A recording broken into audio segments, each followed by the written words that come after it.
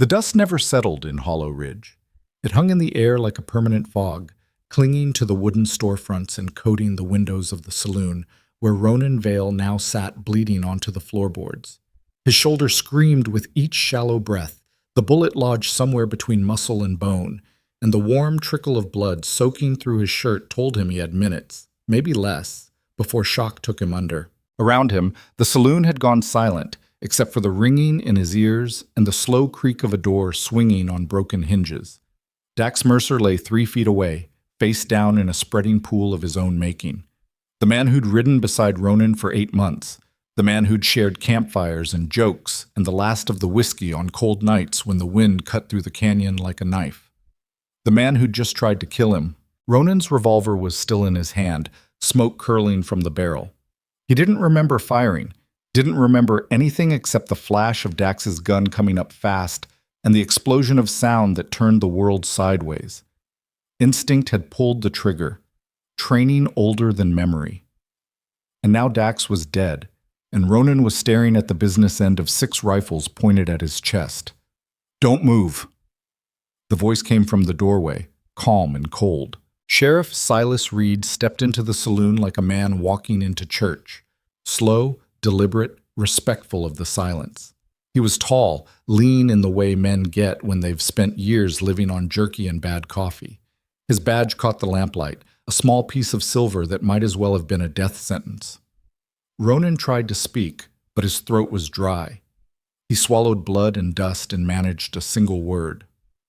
"Wait." "I don't think I will," Silas said. The sheriff's revolver was already drawn, held low at his side like he'd been carrying it for hours. Maybe he had. Maybe he'd been waiting for this moment since the wire came through 3 days ago, the one that said Ronan Vale was headed north and needed stopping before he reached the federal courthouse in Cheyenne. Ronan's vision blurred at the edges. He blinked hard, forcing himself to focus on Silas's face. There was something familiar there, something that tugged at a part of his memory he'd locked away years ago. But pain had a way of scrambling thoughts, and right now his thoughts were a mess of half-formed questions and the metallic taste of his own blood. "You gonna let me talk?" Ronan said, "or you just gonna shoot?" Silas tilted his head slightly, studying him. "Depends on what you've got to say." "I didn't do it." "They all say that." "Yeah, well," Ronan coughed, and the pain in his shoulder flared white-hot. "Most of them are lying." "And you're not?" "No." Silas was quiet for a moment, his finger resting just outside the trigger guard. Around them, the townspeople pressed against the walls, eyes wide and mouths shut.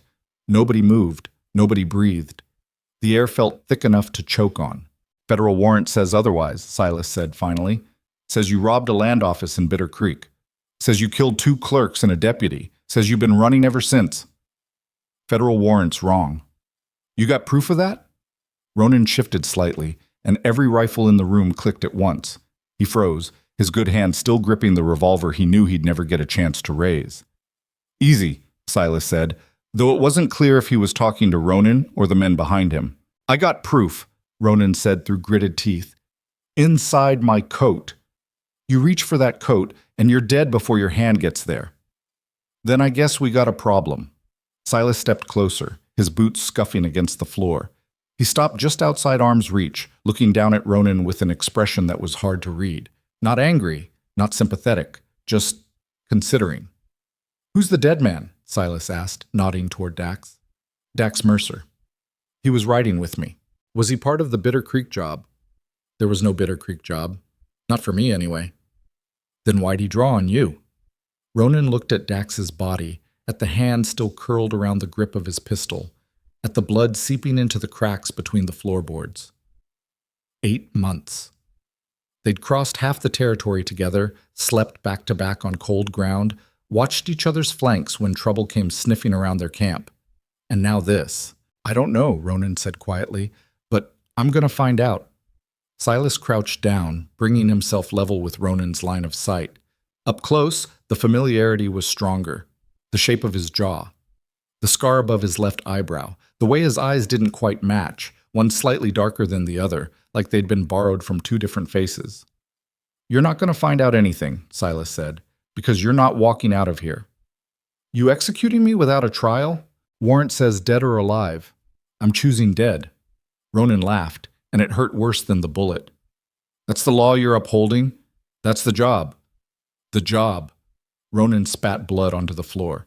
You always follow orders, Sheriff, even the dirty ones? Something flickered across Silas's face. Brief.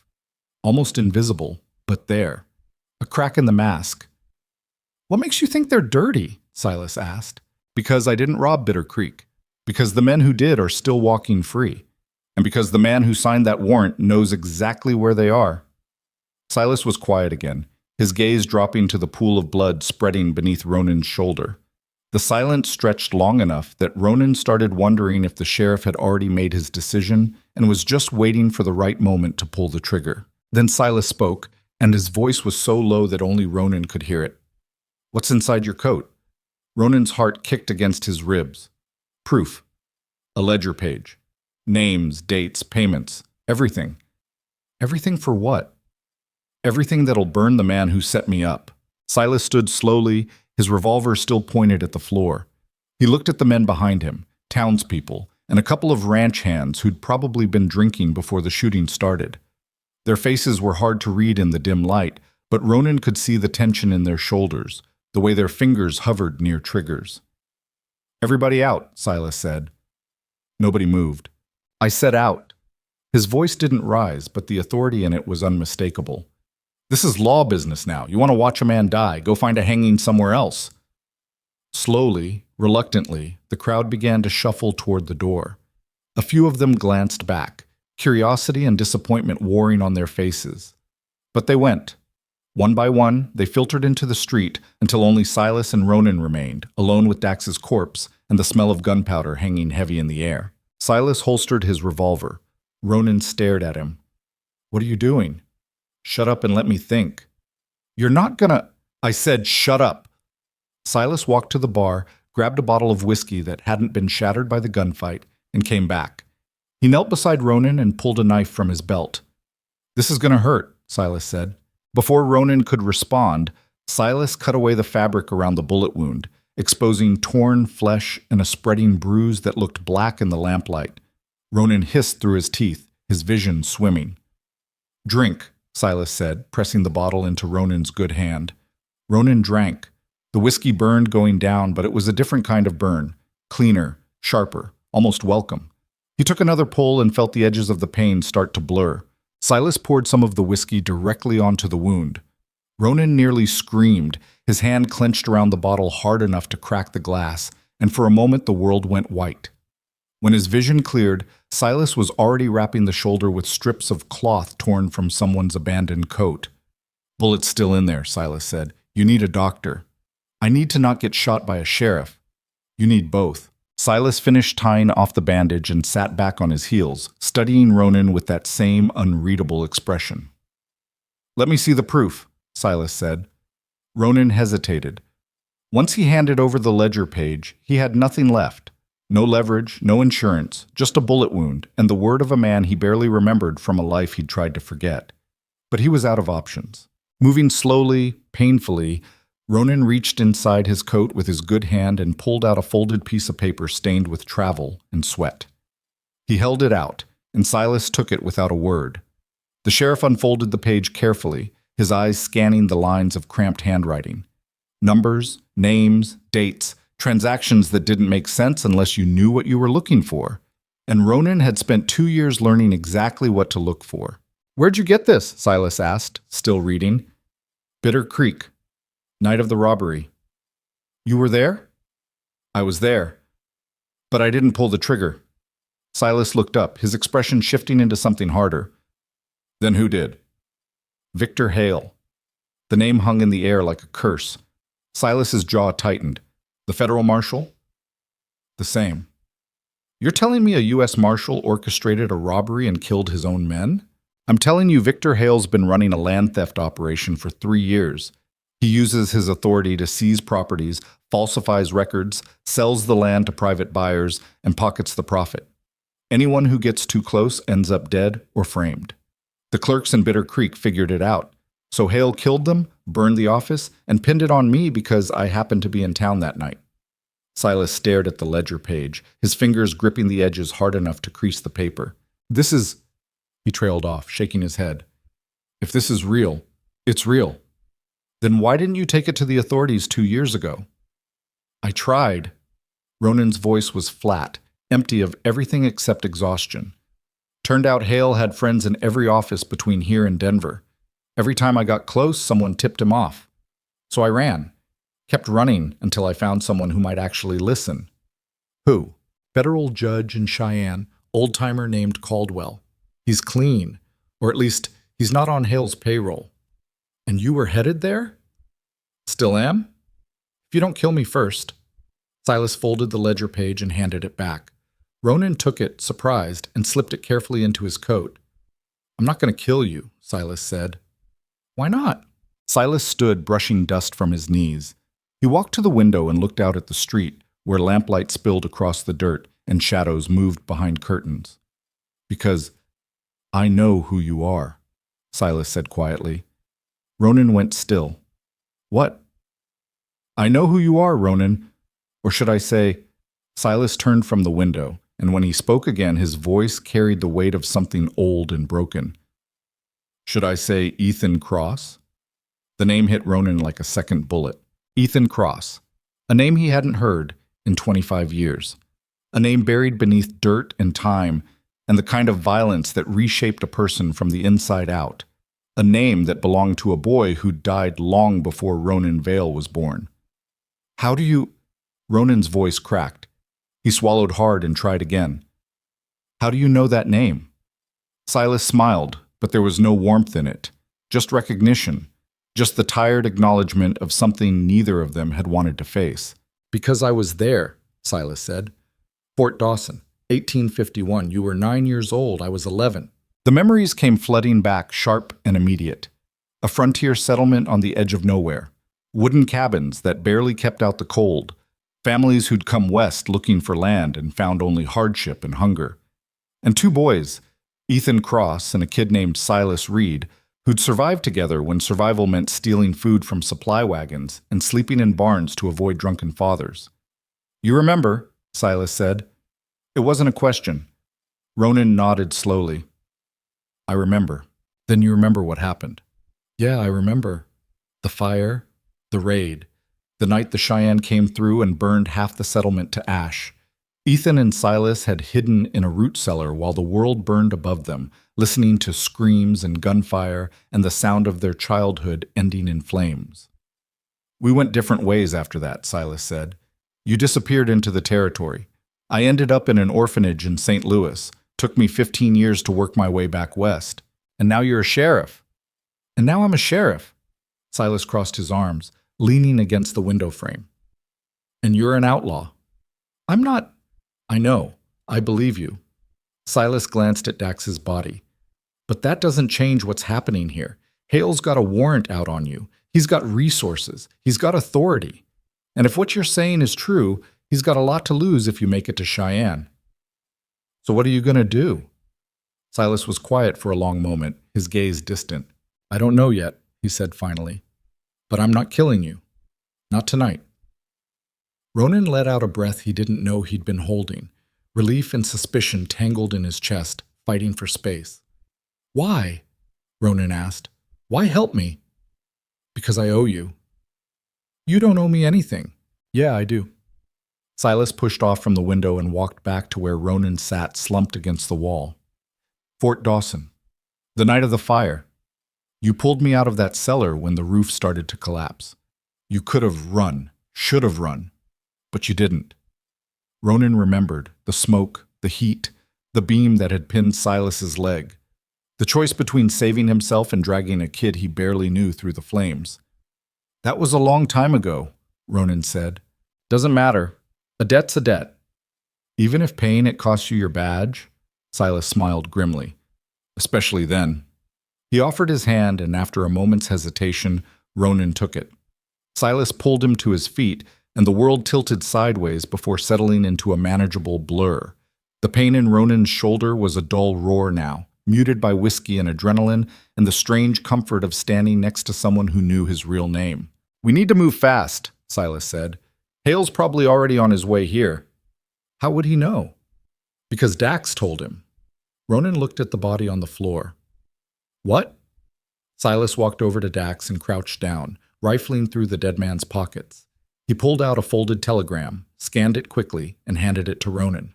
The message was brief.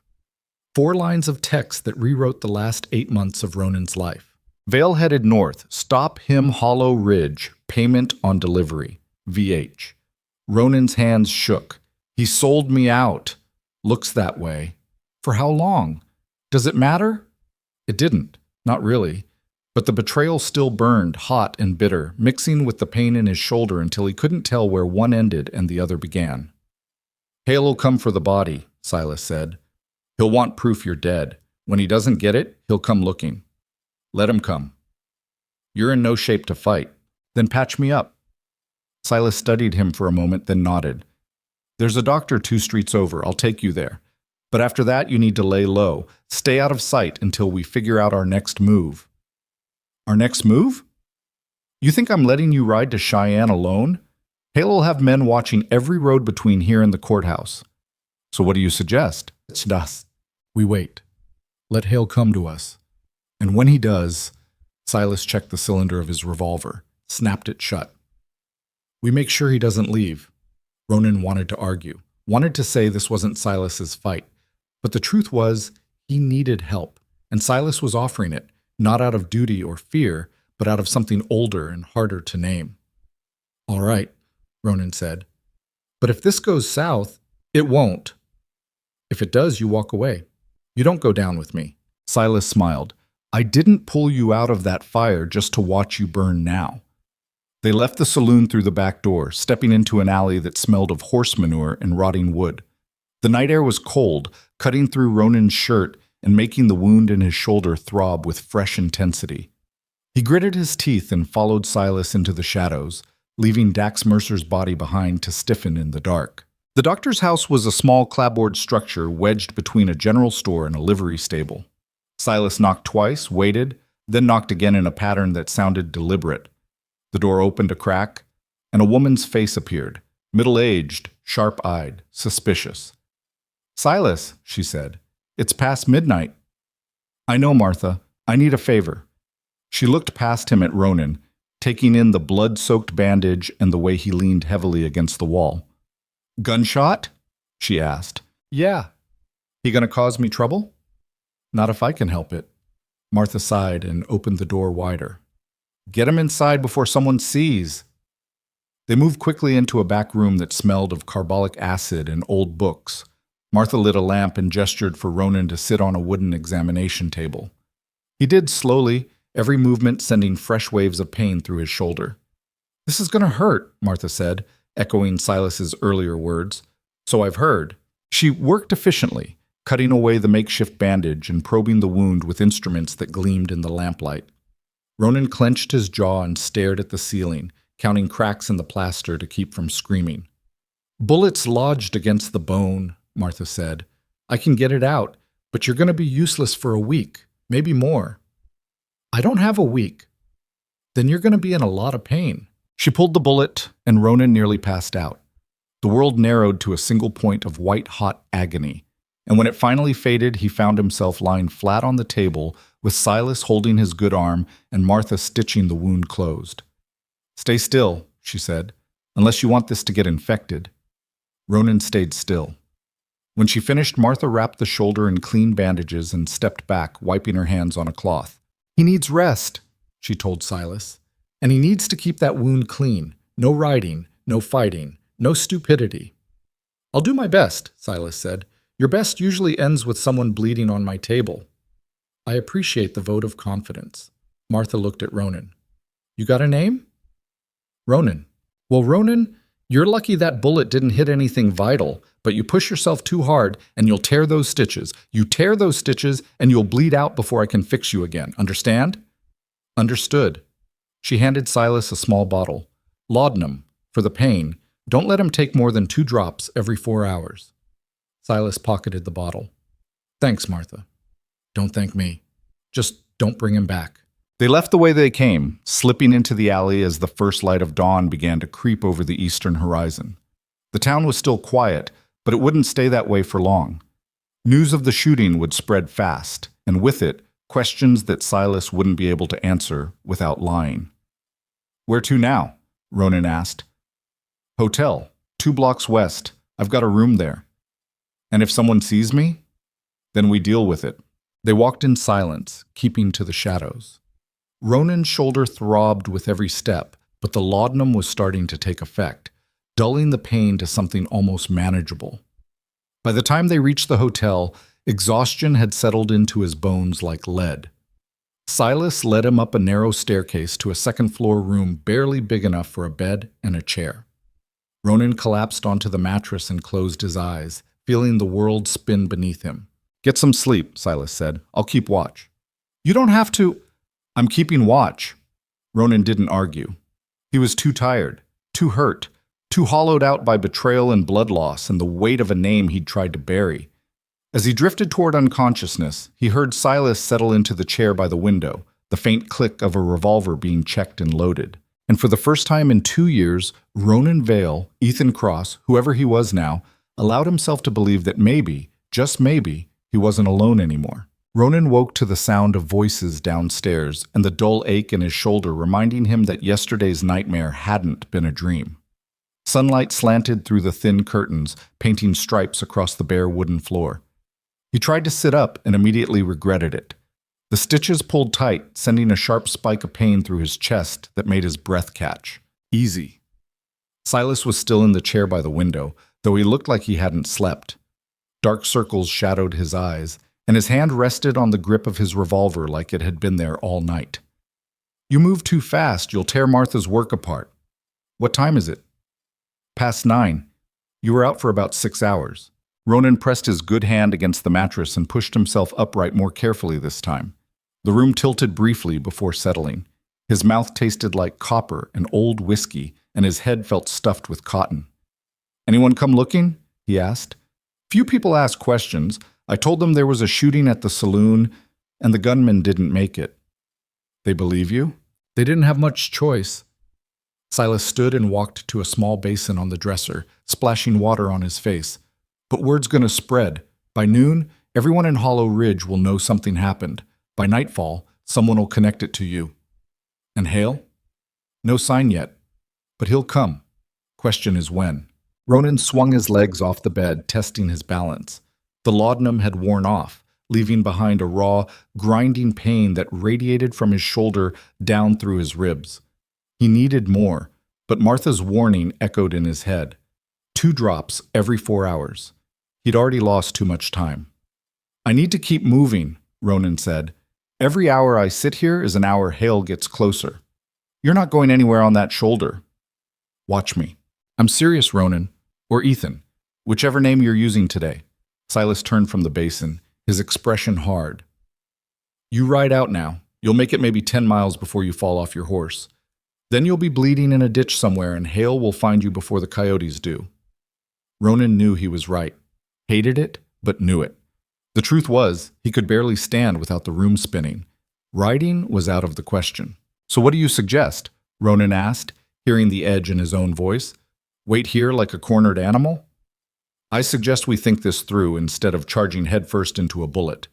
Silas sat back down, lacing his fingers together. "Hale's smart.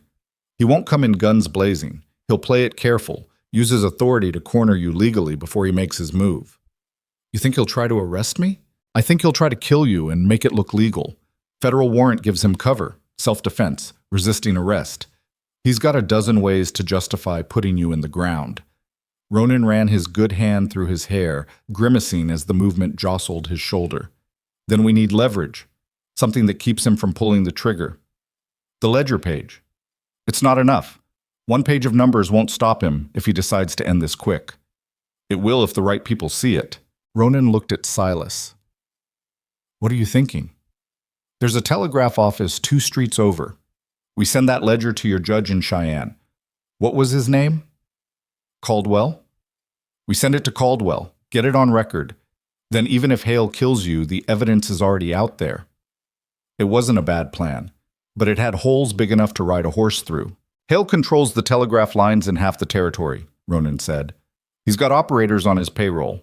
We send that message, he'll intercept it before it reaches Cheyenne. Not from here. Hollow Ridge is small, but it's independent. The operator's a woman named Clara Finch. She doesn't take bribes, and she doesn't answer to federal marshals. You sure about that? Sure as I can be about anything. Silas stood again, restless energy keeping him from sitting still. But we can't just walk in there. Someone sees you, they'll talk. And if Hale's got anyone watching the town, they'll know exactly where you are. So you go alone. And leave you here defenseless? I've got a gun. You can barely hold a coffee cup. Ronan smiled despite the pain. I've done more with less. Silas studied him for a long moment, then nodded. All right, I'll take the ledger to Clara. But you stay put.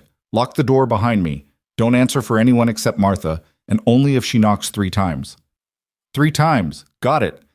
Silas pulled on his coat and checked his revolver one more time, a habit that seemed more reflex than caution. He paused at the door, his hand on the knob.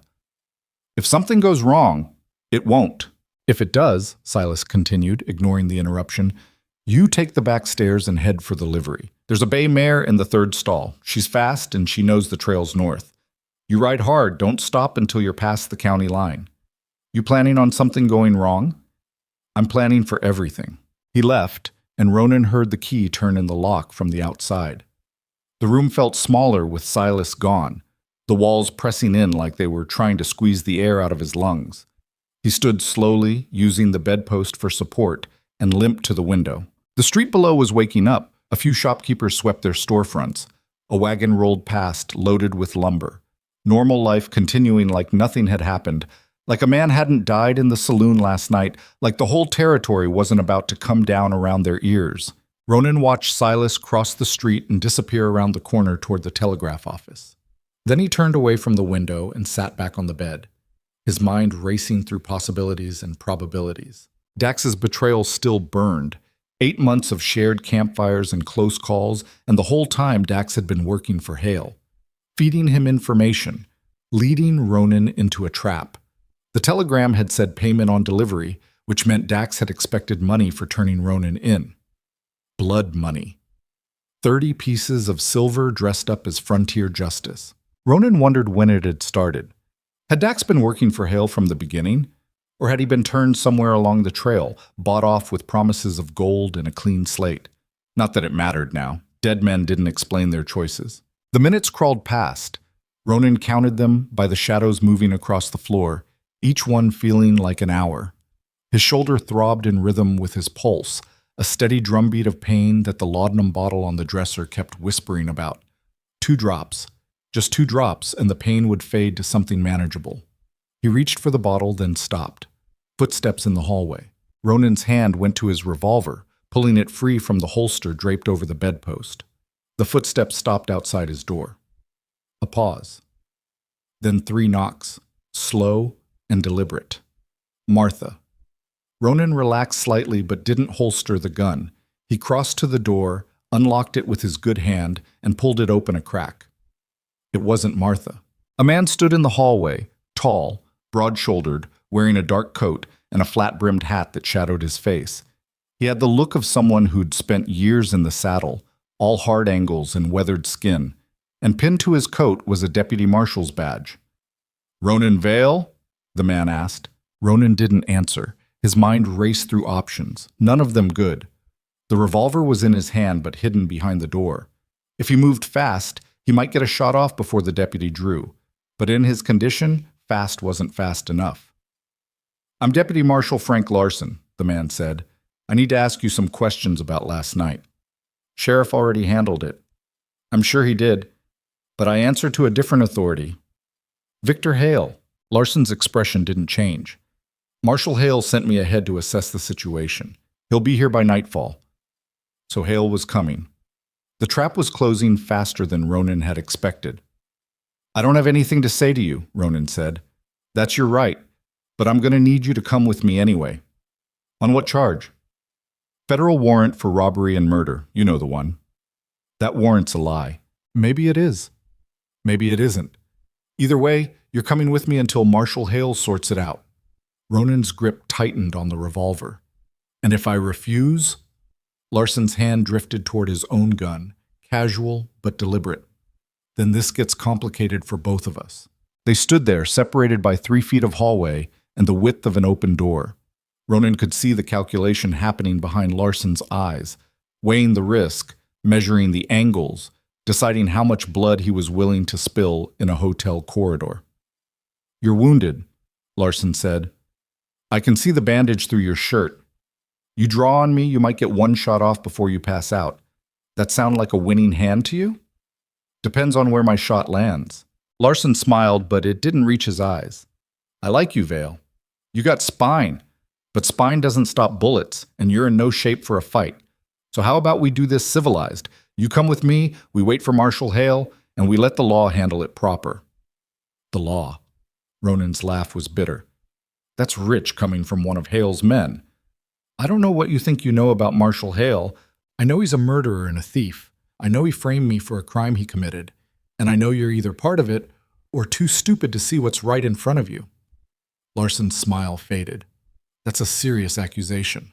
"It's the truth. You got proof?" "I got a ledger page that'll put Hale in a noose.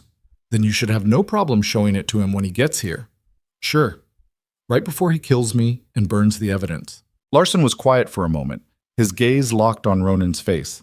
Then he sighed and took a step back, his hand moving away from his gun. "Look," he said, his voice losing some of its edge. "I don't know you. Don't know your story. But I've ridden with Marshal Hale for 3 years, and I've never seen him do anything that wasn't by the book. So either you're lying, or I'm missing something big. Either way, I got my orders. You're coming with me." "I'm not going anywhere." "Then I'm coming in." Larson reached for the door, and Ronan made his choice.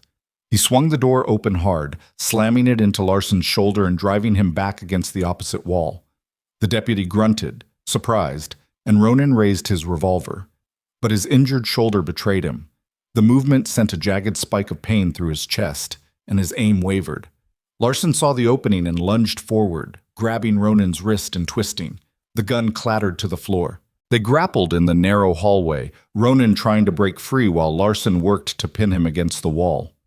Every movement tore at Ronan's stitches, and he felt something warm and wet spreading beneath the bandage. Blood, fresh and fast. Larson got him turned around, face pressed against the wall, arm twisted behind his back. The pain was blinding now, white-hot and all-consuming. "You done?" Larson asked, breathing hard. Ronan didn't answer. His vision was starting to blur at the edges, the blood loss catching up with him faster than he'd expected. "I said, are you done?" "Yeah," Ronan managed. "I'm done." Larson released him and stepped back, giving Ronan space to turn around. The hallway tilted sideways, and Ronan leaned against the wall to keep from falling. "You're bleeding," Larson said, looking at the red stain spreading across Ronan's shirt. "No kidding. You need a doctor. I need you to leave me alone." Larson picked up Ronan's revolver from the floor and tucked it into his own belt. Then he grabbed Ronan's good arm and steadied him. "Come on," Larson said. "Let's get you patched up before you bleed out in a hotel." "I'm not going with you." "You got a better option?" Ronan didn't. The room was spinning now, his legs barely holding his weight. He tried to push away from the wall, but his knees buckled. Larson caught him before he hit the floor. "Easy," Larson said. "I got you." The world faded to gray. Voices echoed from somewhere far away. Ronan felt himself being lifted, carried downstairs, laid out on something soft. Hands pulled at his bandage. A woman's voice, Martha's voice, cursing about torn stitches and stupid men.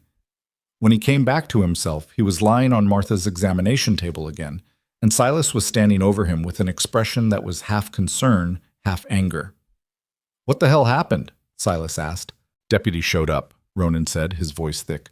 "Hale sent him." "I know, I saw him bring you in." "Where is he now?" "Outside. Waiting." Ronan tried to sit up, but Martha pushed him back down. "You stay put," she said. "I just re-stitched that shoulder. You tear it again, I'm letting you bleed. You need to lie still and stop acting like an idiot." Silas moved closer, lowering his voice so only Ronan could hear. "Larson's not like the others.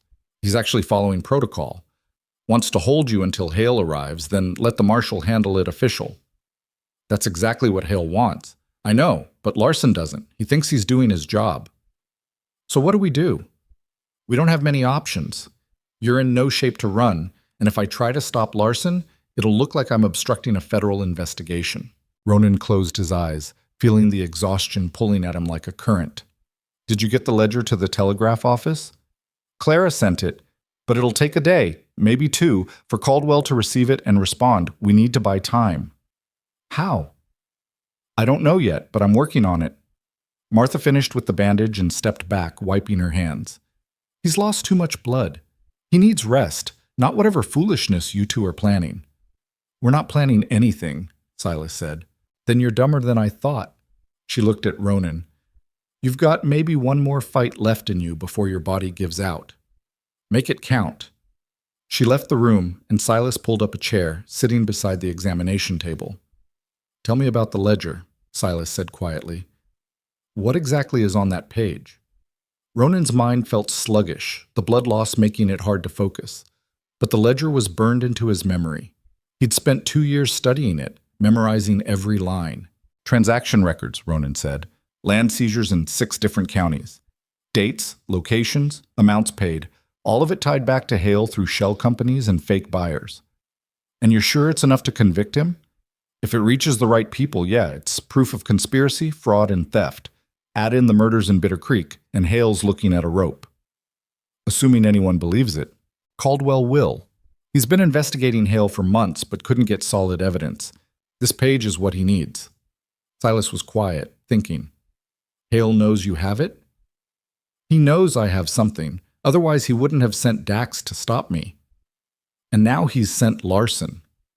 Larson's different. He's not dirty, just loyal. Loyal to the wrong man. Maybe. But that makes him dangerous in a different way. He won't back down just because we tell him Hale's corrupt.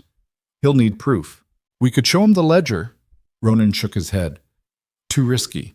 If Larson's loyalty runs deeper than his sense, he'll take it straight to Hale. Then we lose our only leverage. So we keep him in the dark. For now. The door opened and Larson stepped inside. His coat was dusty from the street, and his expression was harder than it had been upstairs. How's the patient? He asked. Alive, Martha said from the corner where she'd been cleaning instruments. No thanks to you. I didn't shoot him. You tore his stitches wrestling him in a hallway. Larson ignored her and looked at Silas. We need to talk, Sheriff. So talk. In private, Silas glanced at Ronan, then stood. 5 minutes. They stepped outside, leaving Ronan alone with Martha. She didn't speak, just continued her work with the focused intensity of someone who'd seen too much violence and learned to cope by staying busy. You think Silas can handle him? Ronan asked. Depends on what you mean by handle. Silas is smart, but Larson's got federal authority. That's a fight you don't win with words. Then we'll need more than words. Martha set down the instrument she'd been cleaning and turned to face him. You planning on starting a war with the federal government? I'm planning on surviving the night. Same thing from where I'm standing. She had a point. What Ronan was doing, what they were all doing now, was walking a line between justice and rebellion. If it went wrong, it wouldn't just be his neck in a noose. Silas would lose his badge. Martha could lose her practice. The whole town could end up on the wrong side of federal wrath. You should stay out of this, Ronan said. All of you. This is my fight. Too late for that. The moment Silas brought you through my door, I became part of it. She crossed her arms. Besides, I don't like bullies. And from what I've heard, Victor Hale is the worst kind. Outside, voices rose. Silas and Larson arguing about something Ronan couldn't make out through the walls. Then the door swung open, and both men came back inside. Silas looked frustrated. Larson looked unmoved. Here's the situation, Larson said, addressing the room. I've got orders to hold Vale until Marshal Hale arrives. Sheriff Reed here thinks I should wait for additional evidence before taking him into custody. I disagree. On what grounds? Silas asked. On the grounds that I have a federal warrant and you have a badge that only works in this county. This isn't a negotiation. Then what is it? Professional courtesy. I'm giving you a heads up before I do my job. Silas's jaw tightened. You take him into custody. Hale will kill him before morning. That's a serious accusation against a federal marshal. It's the truth. You got proof? Working on it. Larson shook his head. That's not good enough. I need evidence, not suspicions. The evidence is coming. From where? Cheyenne. Federal judge named Caldwell. Give it 24 hours, and you'll have everything you need to see what Hale really is. Larson considered this, his gaze moving between Silas and Ronan. 24 hours is a long time. It's less time than a trial. Assuming there is a trial. There will be, if you let this play out right. Larson was quiet for a long moment. Then he sighed and pulled out a pocket watch, checking the time. I'll give you until nightfall, he said finally. That's when Marshal Hale's expected. If your evidence shows up before then, we'll talk. If it doesn't, I'm taking Vale into custody and letting Hale sort it out. That's not enough time. It's all you're getting. Silas looked ready to argue, but Ronan spoke first. Deal, Ronan said. Both men turned to look at him. You sure? Silas asked. We don't have a choice. Nightfall gives us maybe 8 hours. That's better than nothing. Larson nodded. 8 hours. And Vale stays here under guard. No leaving, no visitors, except the doctor. Who's guarding him? Silas asked. I am. I don't think so. It's not up for debate, Sheriff. Vale's a federal fugitive. That makes him my responsibility. And if something happens to him while he's under your watch, then I'll answer for it. But nothing's going to happen. I'm not in the business of letting prisoners get killed. Silas and Larson stared at each other, neither willing to back down. The tension in the room was thick enough to cut. Fine, Silas said finally, but I'm staying too. Suit yourself. Larson pulled up a chair near the door and sat down, his hand resting on his holstered revolver. Silas took up position on the opposite side of the room, mirroring the gesture, and Ronan lay between them, caught in a standoff he couldn't control. Martha muttered something about men and their guns, then left to tend to other patients. The hours crawled past. Ronan drifted in and out of consciousness, the laudanum and blood loss making it hard to stay focused. Every time he woke, Silas and Larson were still there, watching each other like wolves circling the same kill. Afternoon light slanted through the windows. Shadows lengthened across the floor. And somewhere in the distance, a clock tower chimed the passing hours. 6 hours until nightfall. 5. 4. Ronan's mind wandered through memories he'd spent years trying to forget. Fort Dawson. The fire. The sound of his mother screaming as the roof collapsed. Silas pulling him toward the cellar door. The heat of the flames so close he could feel his skin starting to blister. And afterward, the silence, the ash, the knowledge that everything he'd known was gone. He'd been 9 years old enough to understand loss, but too young to know how to carry it.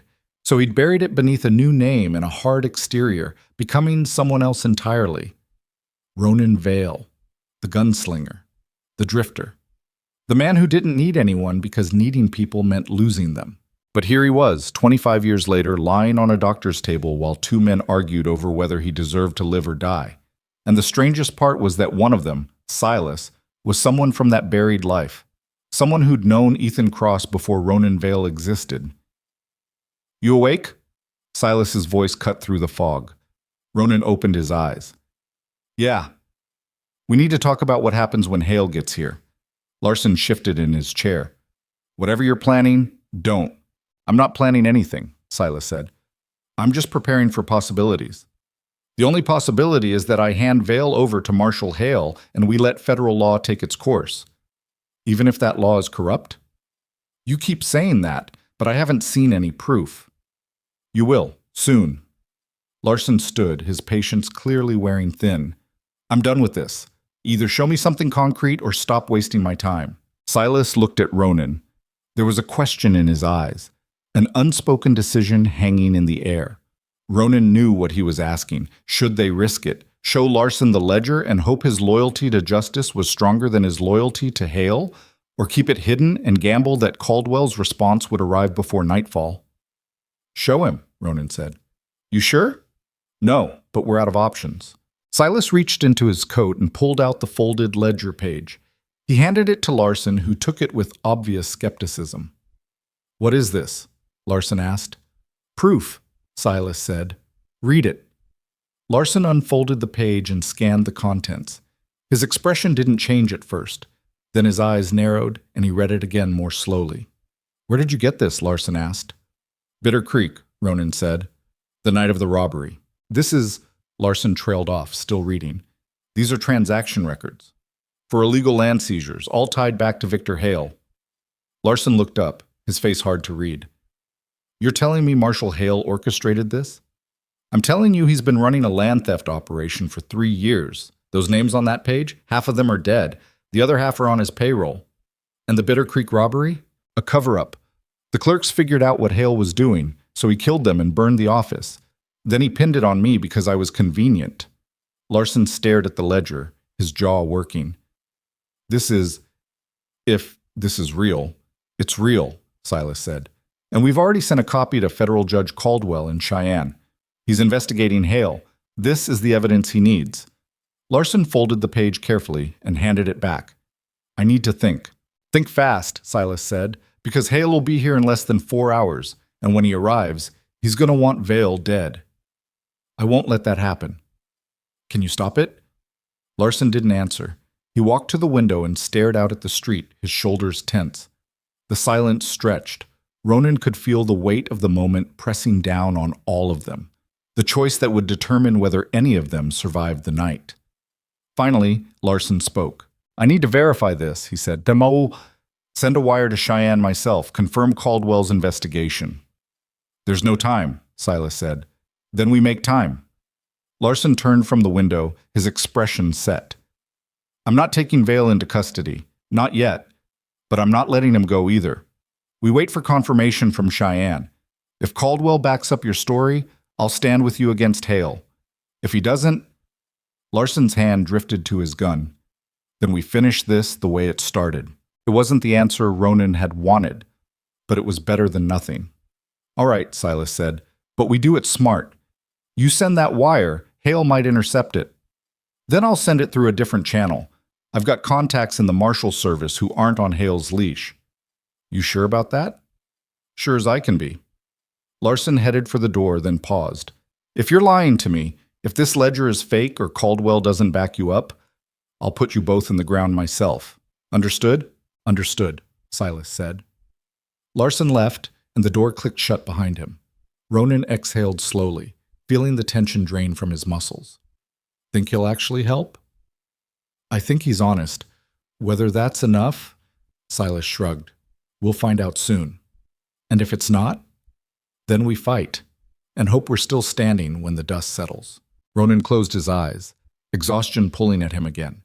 Outside, the sun was sinking toward the horizon, painting the sky in shades of orange and red. Beautiful and violent, like everything else in this godforsaken territory. 3 hours until nightfall. 3 hours until Victor Hale arrived.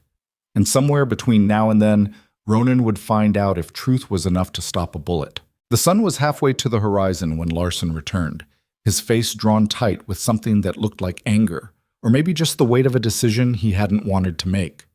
Silas stood from his chair the moment the door opened, his hand instinctively moving toward his revolver before he caught himself. What did you find? Silas asked. Larson closed the door behind him and leaned against it, arms crossed. He didn't speak right away, just stood there looking at both of them like he was trying to decide whether they were worth the trouble they were about to cause him. Caldwell confirmed it, Larson said finally. He's been building a case against Hale for 4 months. Land fraud, embezzlement, conspiracy, everything you said and more. Ronan felt something loosen in his chest, a knot he hadn't realized was there until it started to unravel. So you believe us? I believe the evidence. Doesn't mean I like it.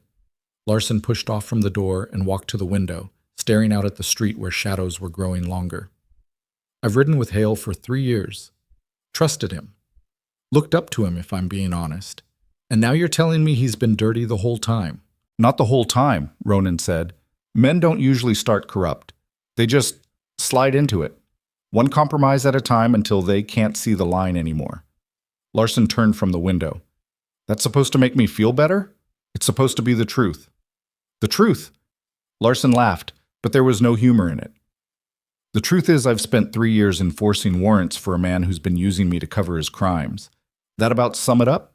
Silas stepped forward, keeping his voice level. You didn't know. Can't blame yourself for that. Can't I? I'm a federal deputy. It's my job to know. Larson's hand went to his badge, fingers tracing the edges like he was considering tearing it off. How many innocent people did I help him put in the ground, thinking I was doing right? You were doing your job, Silas said. Following orders. That's all any lawman can do. Orders from a criminal. You know that now. You didn't then.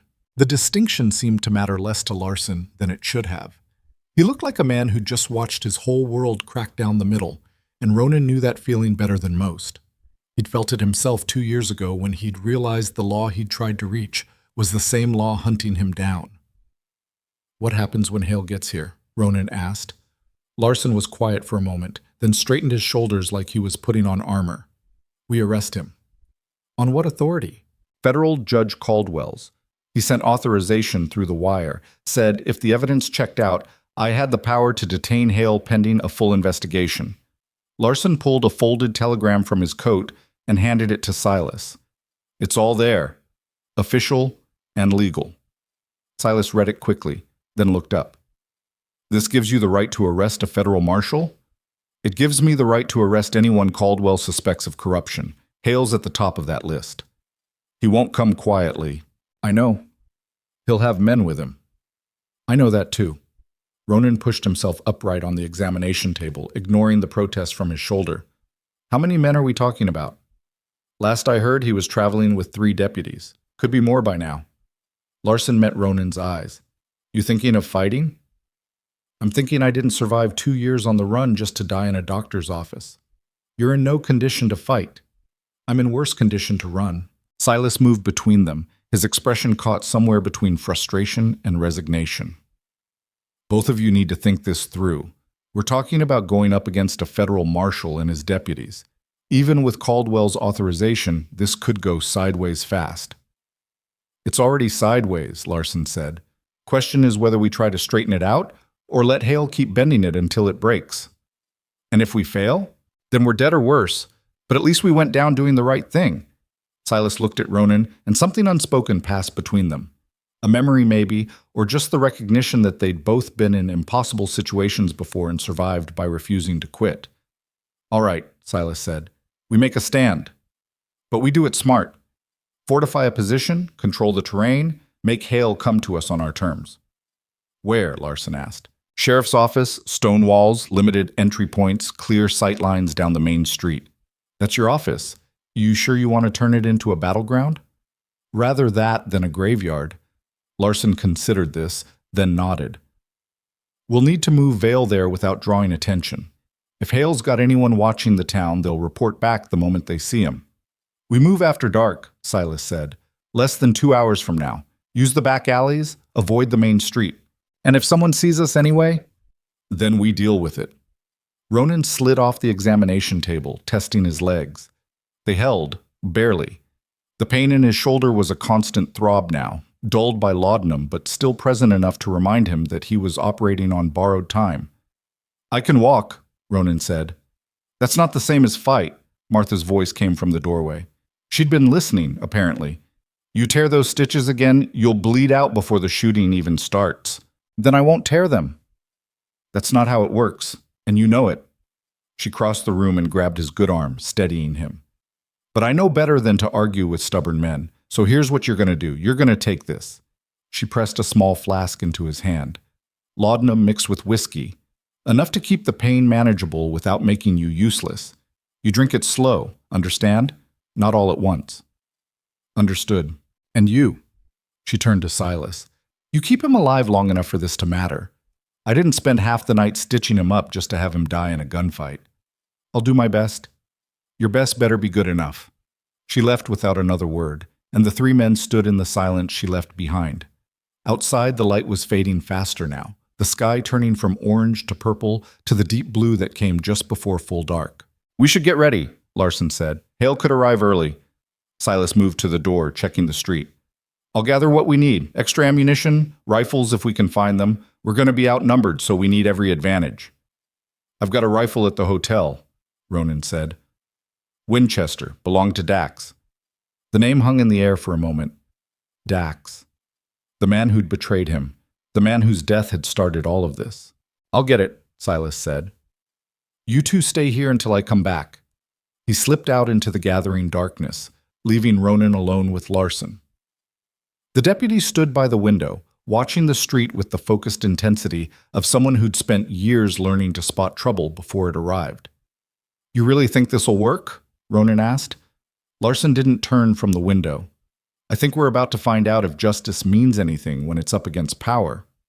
And if it doesn't, then we're fools. But at least we're fools on the right side." Ronan leaned against the wall, conserving his strength.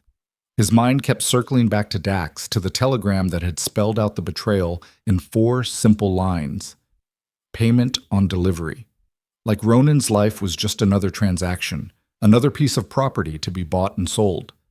"You ever been betrayed by someone you trusted?" Ronan asked. Larson was quiet for a moment. "Once. Partner of mine in Kansas City. Turned out he'd been taking bribes from a gang we were supposed to be shutting down."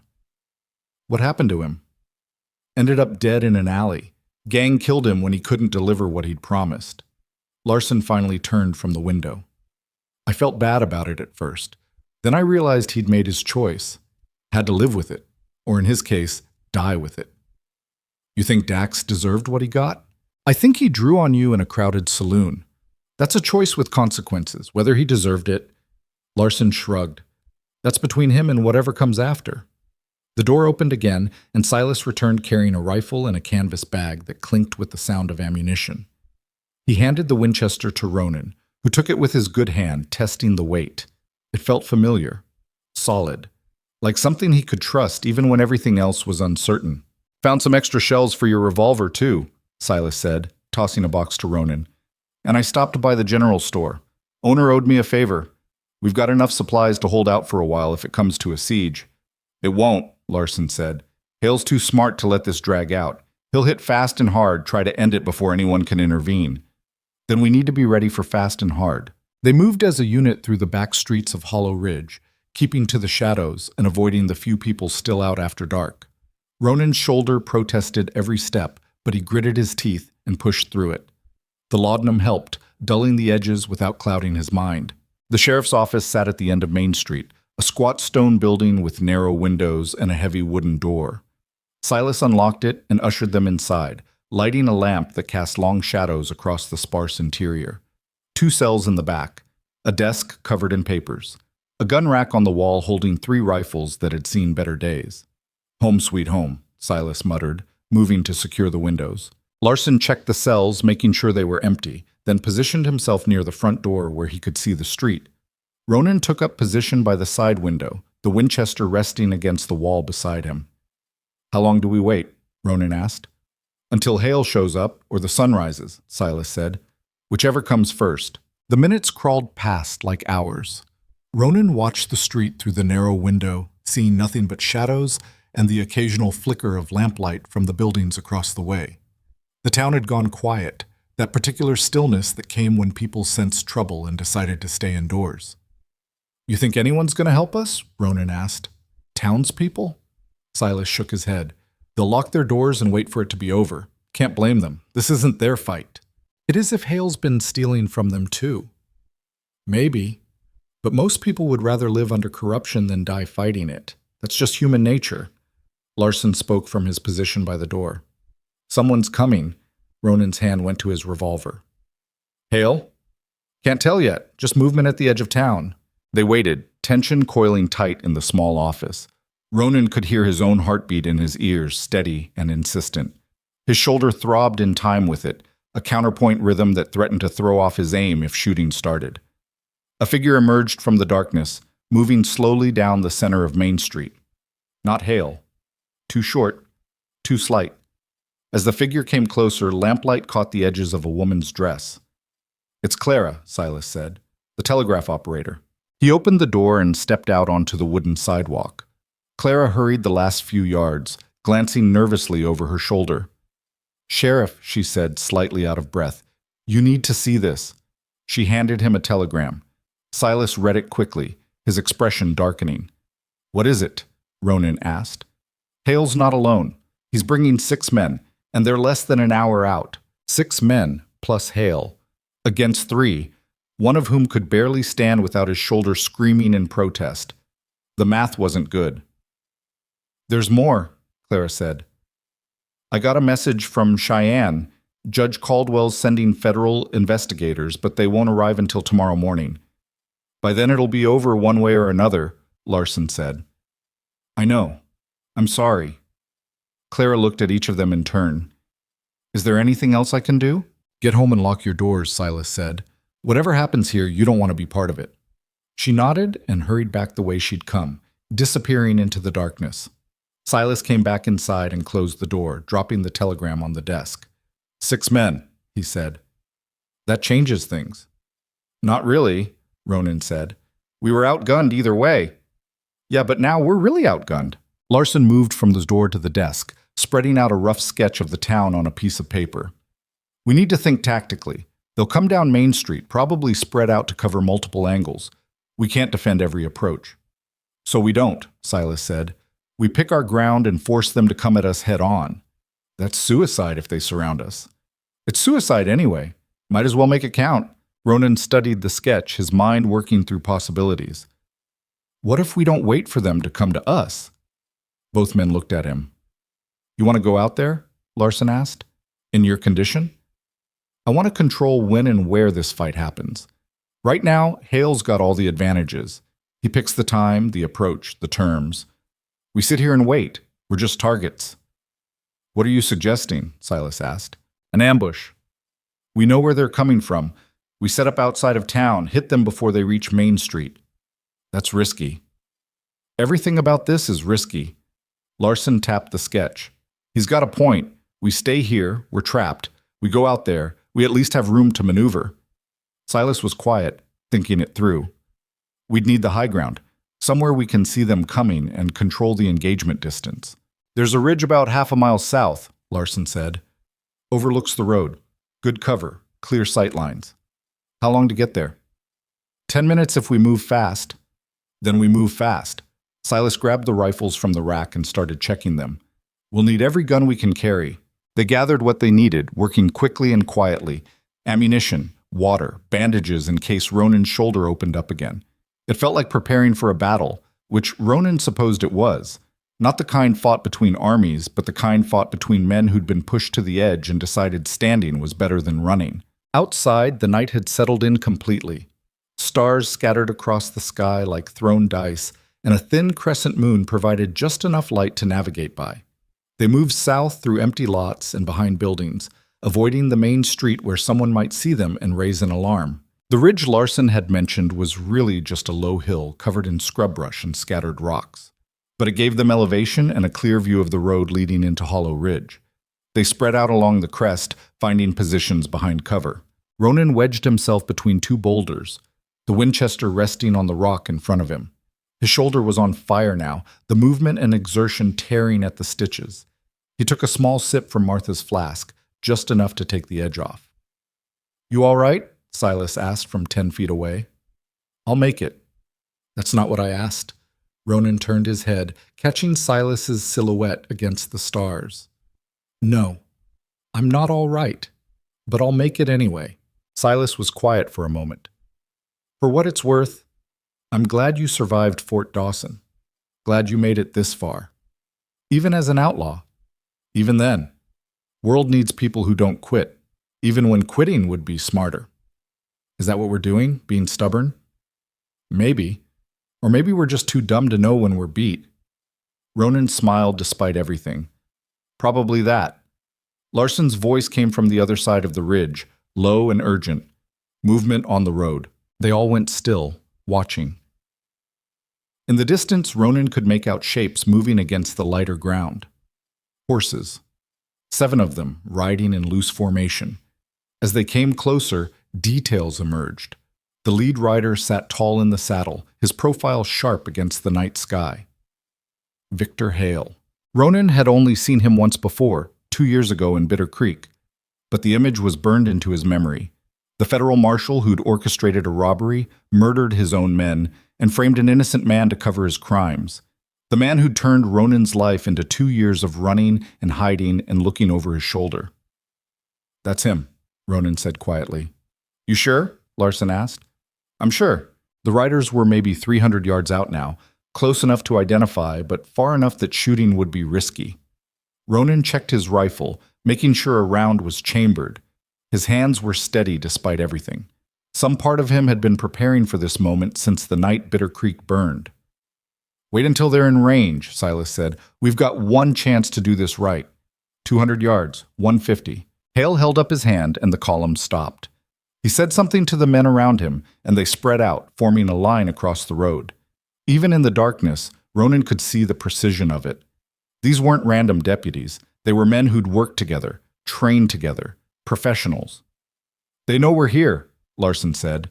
How? I don't know, but look at them. That's not the formation of men riding into a friendly town. Hale's voice carried across the distance, amplified by the stillness of the night. Sheriff Reed, I know you're out there. Silas didn't respond. I've got federal warrants, Hale continued. Legal and binding. You're harboring a fugitive. That makes you complicit in his crimes. The only criminal here is you, Hale, Silas called back. A pause. Then Hale's laugh, cold and sharp. I see Deputy Larson got to you. Fed you some story about corruption and land fraud. Very creative. It's not a story. I've seen the evidence. Evidence can be fabricated. You know that, Sheriff. Anyone with enough motivation can make numbers say whatever they want. Not when those numbers come from your own ledger. Another pause, longer this time. When Hale spoke again, his voice had changed. The casual confidence was gone, replaced by something harder. Where's Vale? Right here, Ronan called out. Disappointed you didn't kill me yourself? Had to send Dax to do it?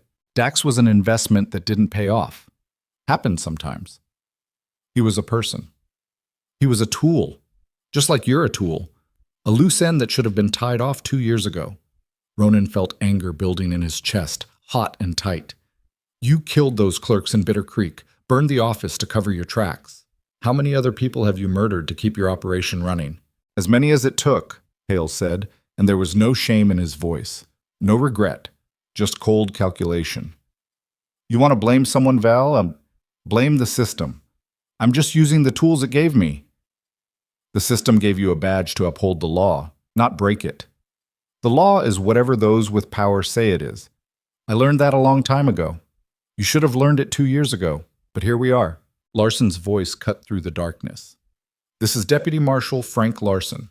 I have authorization from Federal Judge Caldwell to detain you pending investigation into charges of fraud, conspiracy, and murder. Dismount and surrender your weapons. Hale's laugh echoed across the ridge. Is that right, Frank? You're going to arrest me based on what? A telegram from a judge who's got no jurisdiction here? He's got jurisdiction over federal law, and you've broken it. Prove it in court. Until then, I've got warrants and authority, and you've got nothing but bad judgment. I've got the truth.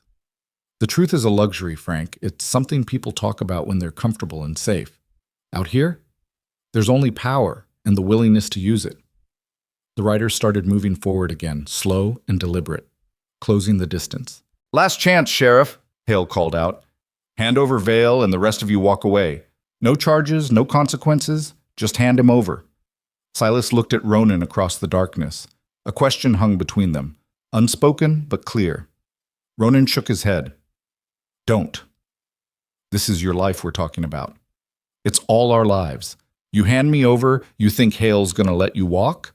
He'll kill every witness here. He's right, Larson said. We crossed the line when we showed Hale we know what he is. There's no walking back from this. Silas turned back toward the road. We're not giving him up, Hale. You want him, you'll have to go through us. So be it. Hale spurred his horse forward, and the line of riders charged. Fire! Silas shouted. The ridge erupted in gunfire. Ronan squeezed the trigger, the Winchester kicking against his injured shoulder and sending a bolt of pain through his chest. He ignored it, working the lever and firing again. One of the riders went down, then another, but they kept coming. Bullets whined off the rocks around them. Larson grunted and dropped low as a round tore through the air where his head had been. Silas fired methodically, each shot measured and precise. The riders reached the base of the ridge and dismounted, using their horses for cover as they returned fire. Muzzle flashes lit up the darkness like lightning. The sound was deafening, overwhelming, a continuous roar that made thinking impossible. Ronan's shoulder was screaming now, the stitches definitely torn. He could feel blood soaking through the bandage, warm and wet. But he kept firing, kept moving, kept fighting because the alternative was dying and he'd come too far to quit now. One of Hale's men rushed the ridge, trying to flank them from the left. Larson caught him with 2 quick shots, and the man tumbled back down the slope. "They're trying to surround us," Silas shouted. "Fall back," Larson called. "To the town." They retreated from the ridge in stages, one person covering while the others moved. It was chaos, brutal and desperate. Ronan stumbled twice, his legs threatening to give out. Each time, Silas was there, grabbing his arm and pulling him forward. They made it to the edge of town and took cover behind a water trough. Bullets chewed up the wood, sending splinters flying. Ronan reloaded the Winchester with shaking hands, his vision starting to blur at the edges. "You still with me?" Silas asked. "Yeah. You're bleeding bad. I know. We need to get you back to Martha's.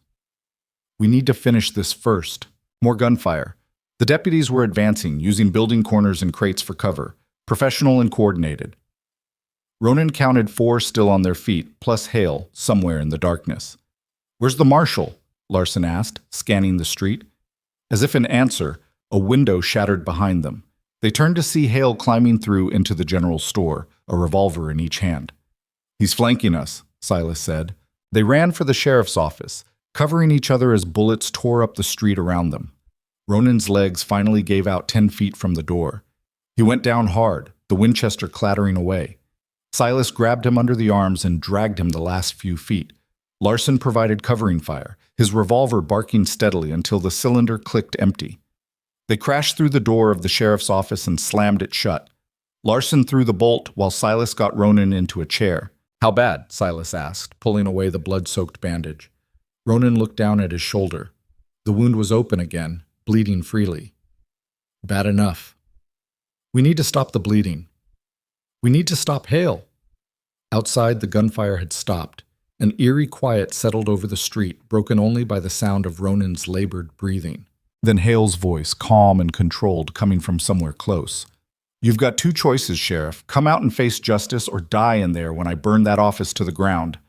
Silas moved to the window, peering out. "He's not bluffing. I can see 2 of his men carrying torches." "Let him try," Larson said. "Stone doesn't burn. The door does, and the windows.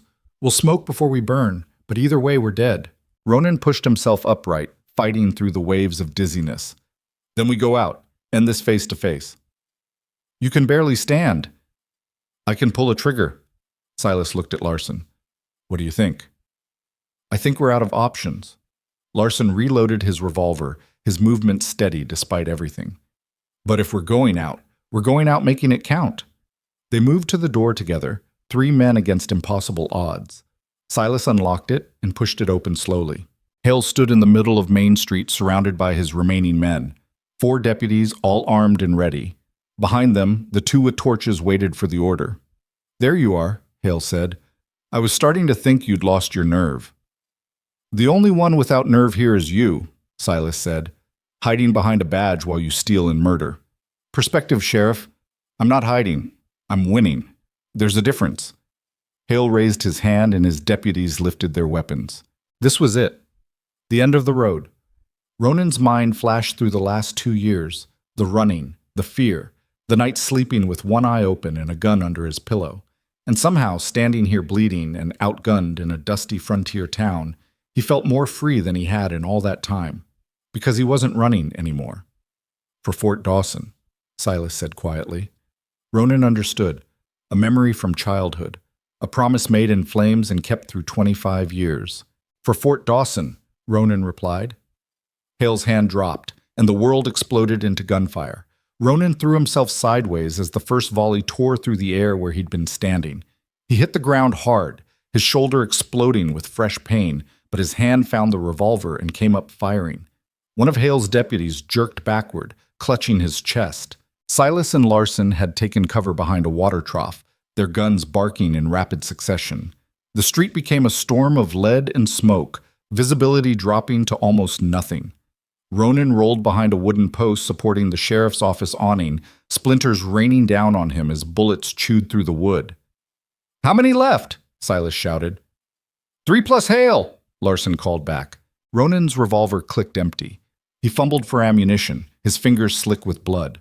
The world was spinning now, darkness creeping in at the edges of his vision. He shook his head, trying to clear it, but the blood loss was catching up faster than he could fight it. A figure moved through the smoke to his left. One of the deputies, trying to flank them. Ronan raised his half-loaded revolver and fired. The shot went wide, but it was close enough to make the man dive for cover behind a barrel. "We can't hold this position," Larson's voice cut through the chaos. "Back inside," Silas ordered. They scrambled for the office door, providing covering fire for each other.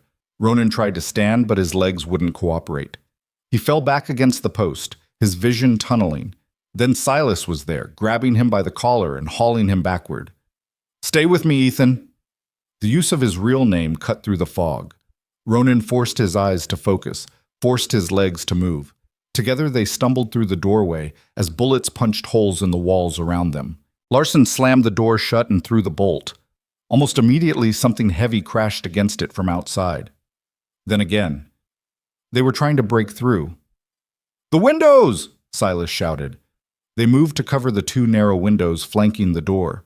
Ronan propped himself against the wall beside the left one, his revolver finally reloaded but feeling impossibly heavy in his hand. The pounding on the door stopped. Silence fell, thick and suffocating. "What are they doing?" Larson asked quietly. As if in answer, the smell of smoke drifted through the cracks around the door. "They're burning us out," Silas said. Ronan looked at the door, seeing the first wisps of smoke curling underneath. "How long before it catches?" "Minutes? Maybe less if they're using accelerant." "So we go out the back." "There is no back. Just 2 cells with barred windows too small to climb through." The smoke was getting thicker now, filling the office with gray haze. Ronan's lungs burned as he tried to breathe through it. They were trapped. Hale had them exactly where he wanted them. "We could surrender," Larson said, but his voice carried no conviction. "He'll kill us the moment we step out," Silas said. "Maybe. But at least we die breathing." Ronan laughed, the sound harsh and cracked. "After everything we've done, you want to give up now?" "I'm not giving up.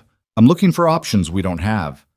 The door was smoking in earnest now, small flames licking at the bottom edge. Heat radiated through the wood. Soon it would be an inferno, and they'd have to choose between burning or stepping into Hale's guns. "There's always an option," Ronan said, his mind working through the problem despite the pain and blood loss.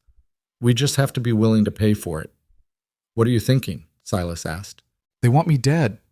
That's what this whole thing is about, so I give them what they want." "You're not making sense. I go out there, draw their fire. While they're focused on me, you 2 go through that door shooting and don't stop until Hale's down. That's suicide. It's the only play we have left."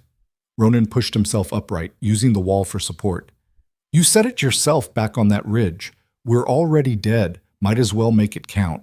Silas grabbed his arm. "No. We stick together. That's how we survived Fort Dawson. That's how we survived this." Fort Dawson was different. We had a cellar to hide in. Here, we've got nothing but smoke and fire. Then we find another way. There is no other way. The shout cost Ronan what little strength he had left. He sagged against the wall, his revolver slipping from his fingers. Silas caught him before he fell. "You're done," Silas said quietly. "You've lost too much blood. You wouldn't make it 3 steps out that door." "Then you do it. Or Larson. Someone has to." "Or," Larson said from his position by the window, "we could use the fact that they think we're trapped." Both men looked at him. "Explain," Silas said. "They're focused on the front, expecting us to either burn or come out fighting. But there's a crawl space under the floor. I saw it my first day in this office. Connects to the old root cellar from when this building was someone's house. Where does it come out?" 2 buildings down, the livery stable." Silas moved to the corner where Larson was pointing. Sure enough, there was a loose floorboard. He pried it up, revealing a dark hole that smelled of earth and rot.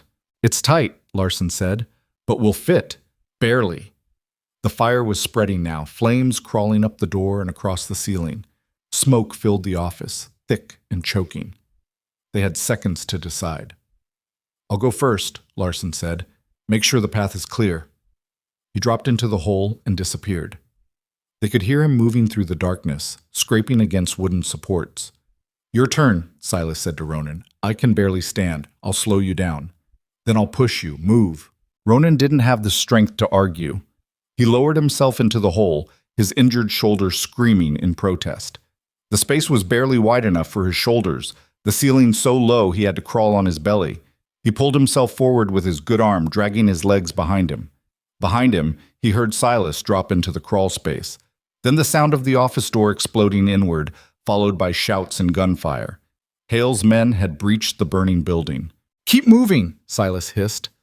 Ronan crawled forward through the darkness, his hand finding what felt like old stone, the root cellar. He pulled himself over the edge and fell onto a dirt floor, gasping for breath. Larson was already there, helping him to his feet. Silas emerged a moment later, covered in dust and breathing hard. They'll figure out we're gone soon, Larson said. We need to move fast. They climbed a set of narrow stairs that led up to a trapdoor.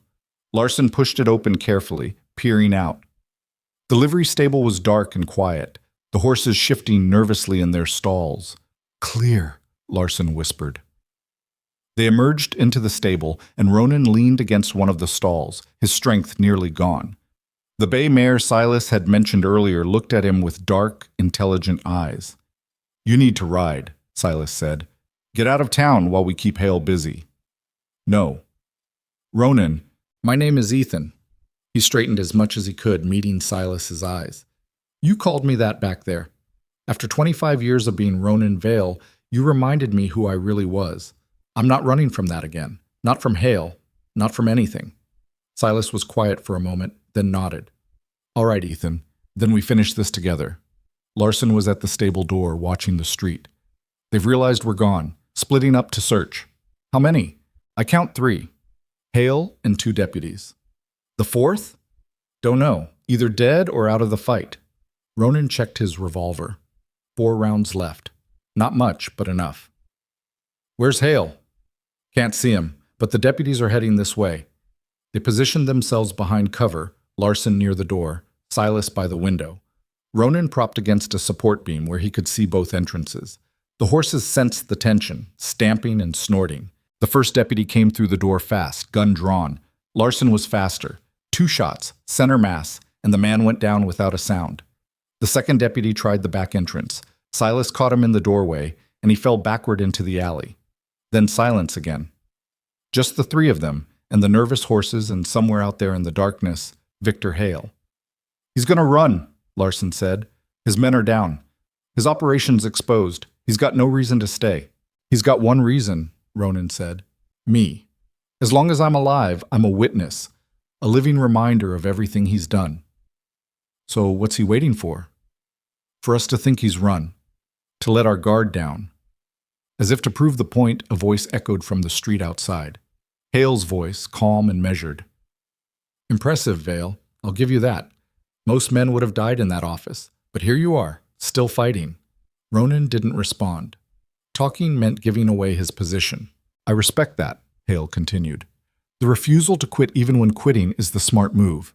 That takes a certain kind of stubbornness or stupidity. I've never been sure which. Silas caught Ronan's eye and pointed upward. The hayloft. Hale's voice was coming from above street level. He'd climbed to a rooftop, probably the general store across the way. You know what I realized? Hale said. This whole mess could have been avoided. If you just died in Bitter Creek like you were supposed to, none of this would have happened. Those clerks would still be alive. Dax Mercer would still be alive. All those deputies we just buried in Hollow Ridge's dirt would still be breathing. That blood's on your hands, not mine, Ronan called back, immediately regretting it as a bullet punched through the stable wall near his head. Close, Hale said, but not quite. Another shot, this one closer. Hale was zeroing in on Ronan's voice. We need to move, Larson whispered. He's got the high ground and he's picking us apart. The rooftop across the street, Silas said. Can you reach it from here? Larson studied the angles. Maybe, if I go through the second floor of the building next door. Do it. Get above him. We'll keep him talking. Larson slipped out the back entrance, disappearing into the shadows. Ronan and Silas repositioned themselves, trying to keep Hale from getting a clean shot. You still there, Sheriff? Hale called. Or did you finally realize you're backing the wrong horse? I'm here, Silas answered, and the only wrong horse is the one you rode in on. Clever. Did it take you all night to come up with that? About as long as it took you to realize your career is over. Hale laughed. My career? Sheriff, my career is fine. Even if you somehow survive tonight, even if Caldwell tries to bring charges, I've got friends in places you can't imagine. Judges, senators, people who owe me favors. This goes to trial. I walk. That's how power works. Not this time. Silas's voice was hard. This time the evidence is too solid. The witness is too credible. You're done, Hale. You just don't know it yet. A longer silence this time. When Hale spoke again, something had changed in his voice. The smooth confidence had cracked, revealing something rawer underneath. You think I wanted this? You think I woke up one day and decided to become everything I swore to fight against? I don't care what you wanted. I care what you did. I was a good marshal once. By the book. Honest. I believed in the law like it was scripture. And you know what that got me? Passed over for promotions. Watching corrupt men get rich while I scraped by on a federal salary. Seeing criminals walk because they had better lawyers or deeper pockets. So you became one of them. I became practical. I stopped pretending the system worked and started making it work for me. Ronan could see movement on the rooftops across the street. Larson, making his way toward Hale's position. He needed to keep Hale talking, keep him distracted. You killed innocent people, Ronan said. The clerks in Bitter Creek. How many others? Necessary casualties. They were in the way. They were human beings. They were obstacles, just like you. Another shot. This one punched through the stable roof, sending dust and wood splinters raining down. Hale was getting frustrated, his aim less precise. I offered you a chance, Vale. Back at Fort Dawson. Sorry, I meant here in Hollow Ridge. A chance to walk away, let this go. But you couldn't do it. Had to play the hero. I'm not a hero. I'm just a man who got tired of running. Then you're a fool. Running is what keeps you alive. Maybe, but it's not living. Larson was almost in position now, creeping along the roofline with his revolver drawn. Just a few more seconds. You want to know the funny thing? Hale said. I actually believed Dax when he said you'd be easy to take down. Thought you'd be soft after 2 years on the run. But here you are, shot to hell and still fighting. Makes me wish I'd recruited you instead of framed you. I would have rather died. Looks like you're getting your wish. Hale rose from behind the false front of the general store, his rifle coming up. But Larson was there, emerging from the shadows behind him. Drop it, Marshal. Hale spun, bringing the rifle around. Larson fired.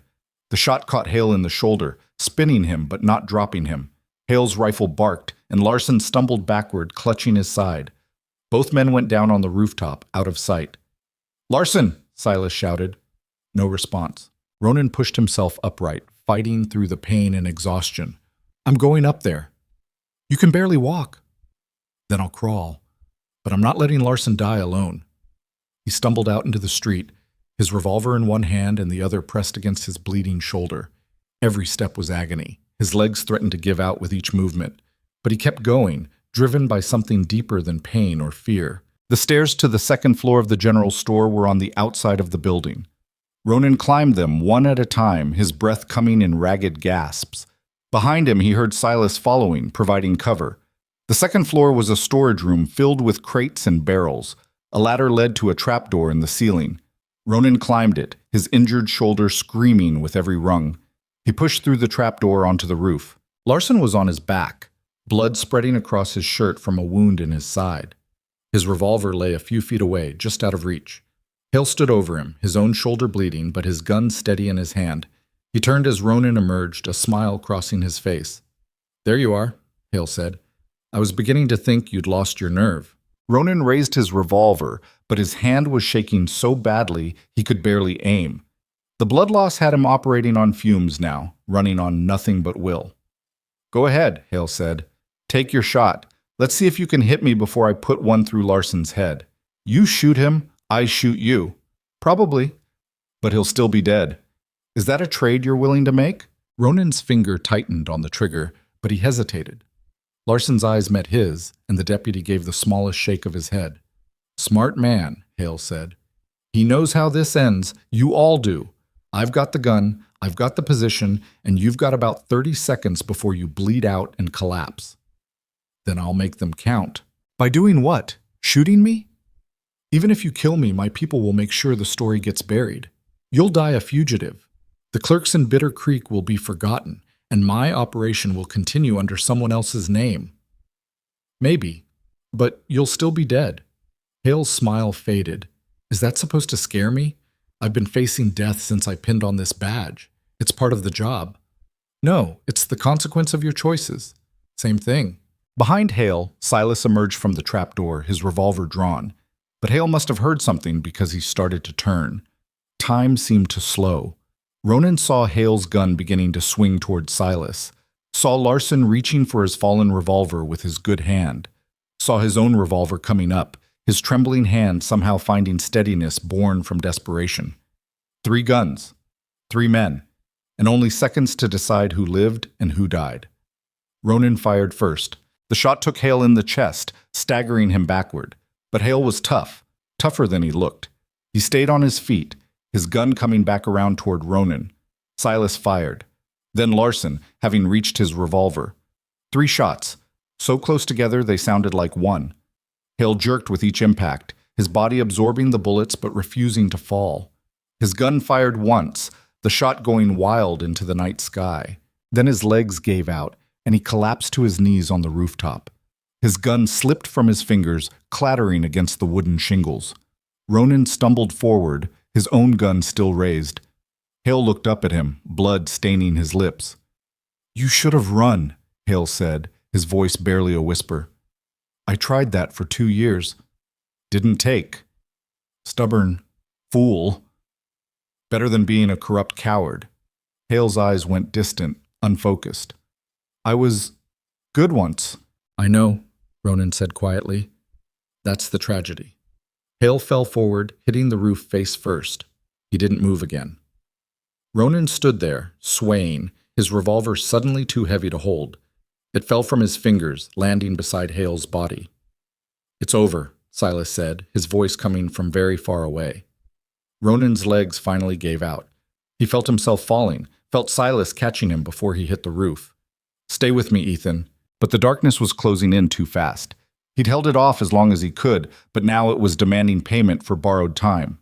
The last thing he heard before everything went black was Silas calling for Martha, his voice carrying the same desperate urgency it had carried 25 years ago when a roof collapsed and fire raged all around them. Then nothing. When Ronan woke, he was back on Martha's examination table. Morning light streamed through the windows, warm and clean. His shoulder was wrapped in fresh bandages, and the pain had been reduced to a dull, manageable throb. Martha stood over him, her expression caught between relief and exasperation. "You're awake." "Finally." "How long?" 10 hours. You lost so much blood, I wasn't sure you'd make it through the night." Ronan tried to sit up, but Martha pushed him back down. "Don't even think about it. You're staying flat for at least another day." "Hale?" "Dead. Along with all but one of his deputies. The survivor started talking the moment he realized his boss was gone, confirming everything in that ledger and more." "Larson?" "Alive. Bullet went through his side but missed anything vital. He's resting in the other room." "Silas?" "Downstairs. He hasn't left the building since we brought you in." Ronan closed his eyes, relief washing over him. They'd survived. Against every odd, against Hale's guns and authority and corruption, they'd survived. "There's something else," Martha said quietly. "Federal investigators arrived this morning. Judge Caldwell sent them. They're cataloging evidence, taking statements. The whole story is coming out."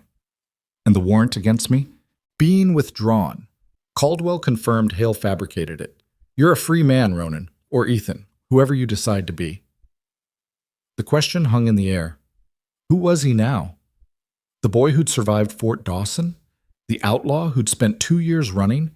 Or someone else entirely, forged from both identities and the fire that had burned between them? "I don't know yet," Ronan said honestly. "Well, you've got time to figure it out. You're not going anywhere for a while." Footsteps on the stairs, and then Silas appeared in the doorway. He looked exhausted but relieved. "You're awake," Silas said. "So they tell me. You scared the hell out of me up on that roof. Sorry about that.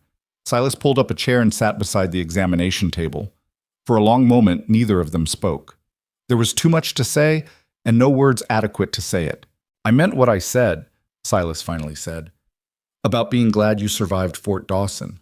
About being glad you made it this far. Even though it almost got you killed? Especially because of that. Silas smiled. Turns out the most important thing I've done with this badge had nothing to do with following orders. It was about choosing the right side when the choice mattered. And you think you chose right? I know I did, because you're alive. And Hale's not. And the truth is finally getting told. Ronan thought about that, about truth and justice, and the messy reality of trying to do right in a world that didn't always reward it. They'd won, but the victory was stained with blood and loss. Good men had died. A town had been turned into a battleground, and the corruption Hale had built would take years to fully unravel. But they'd won. What happens now? Ronan asked. Now you rest, heal. The investigators want your statement, but that can wait until you're stronger. And after that? After that? Silas leaned back in his chair. You're free to go wherever you want. North to Cheyenne if you want to see this through to the end. West to California if you want a fresh start. Or you could stay here. Hollow Ridge could use a good man. I don't know about good. Good enough. And that's usually all the world asks for. Ronan looked at the ceiling, considering possibilities he'd spent 2 years not allowing himself to imagine. A future that wasn't just running and hiding. A life that belonged to him instead of being dictated by Hale's lies. I'll think about it, he said. That's all I'm asking. Martha cleared her throat. Both of you out. My patient needs rest, and you need to stop filling his head with plans when he can barely sit up. Silas stood, but he paused at the door. For what it's worth, Ethan, I'm proud to have stood beside you, then and now. The feeling's mutual. After they left, Ronan lay in the quiet room watching dust motes drift through the morning light. His shoulder ached, his whole body ached, but underneath the pain was something he hadn't felt in 2 years. Peace. Not the kind that came from safety or comfort, but the kind that came from knowing he'd fought for something that mattered, that he'd stood his ground when running would have been easier, that he'd trusted the right people at the right time, that he'd finally stopped being hunted and started being human again. Outside, he could hear the town coming back to life. Voices in the street, the rattle of wagon wheels, the ordinary sounds of ordinary people doing ordinary things. And for the first time since Bitter Creek burned, Ronan allowed himself to imagine being part of that ordinary world. Not today. Maybe not tomorrow. But someday. He closed his eyes and let sleep take him, knowing that this time when he woke, he wouldn't have to run. 3 days passed before Ronan could stand without the room spinning. 3 days of Martha hovering like a hawk, forcing him to drink broth and take her medicine and stay in bed when every instinct told him to get up and move. 3 days of federal investigators filing in and out, asking questions and taking notes, and building the case that would dismantle what remained of Hale's operation. On the 4th day, Ronan finally convinced Martha to let him sit outside. She helped him down the stairs and onto a wooden bench in front of her office, muttering the whole time about stubborn men and torn stitches. The morning sun felt good on his face, warm without being harsh. The street was quiet, most of the townspeople still keeping their distance from the violence that had turned their main thoroughfare into a battlefield. Silas appeared around the corner, carrying 2 tin cups of coffee. He handed one to Ronan and sat down beside him. "How's the shoulder?" Silas asked. "Hurts less than yesterday, more than it will tomorrow." "That's progress." They drank their coffee in comfortable silence, watching a stray dog nose through the dirt where Hale's body had fallen. Someone had cleaned up the blood, but you could still see the stains if you knew where to look. Hollow Ridge would carry the marks of that night for a long time. "Investigators finished with Larson yesterday," Silas said. "Cleared him of any wrongdoing. Caldwell's even talking about recommending him for a commendation. He earned it. We all did. Though I don't think any of us want to remember how." Ronan took another sip of coffee. It was terrible, burned and bitter, but it was hot and it was real, and that was enough. "What about you? They questioning your decision to harbor a fugitive?" "They tried, but when they saw the evidence, heard the whole story, they backed off pretty quick. Turns out shooting a corrupt federal marshal buys you some goodwill." "Who knew?" You worried about your badge? Not anymore. County commissioners met yesterday. Voted unanimously to keep me on. Said I showed sound judgment under extreme circumstances. Silas smiled, which is a fancy way of saying they're glad I didn't get them all killed. Sound judgment. That's one way to describe it. What would you call it? Ronan thought about that. Loyalty. The kind that doesn't calculate the cost before paying it. Silas was quiet for a moment, then nodded. Yeah, that sounds about right. A woman crossed the street, giving them a wide berth. She'd been in the saloon the night Dax died, Ronan remembered. One of the faces pressed against the wall while guns went off and men bled on the floor. She didn't look at them now, just hurried past like they carried some contagion. Town's scared of us, Ronan observed. Town's scared of what we represent. Change. Violence. The idea that their safe little world isn't as safe as they thought. Can't really blame them. No, but it'll pass. People forget. Or they get used to it. Either way, life goes on. Ronan wasn't so sure. Some things you didn't forget. Some nights stayed with you, playing out in your head every time you closed your eyes. The sound of Dax's gun coming up, the feeling of his own bullet hitting home. The moment on the rooftop when 3 triggers pulled and a man's life ended in a chorus of gunfire. You sleeping? Silas asked, like he could read Ronan's thoughts. Some. That's not an answer. It's the only one I've got. Silas finished his coffee and set the cup down. I spent 6 months not sleeping after Fort Dawson. Every time I closed my eyes, I saw the fire, heard the screaming, felt the heat on my face.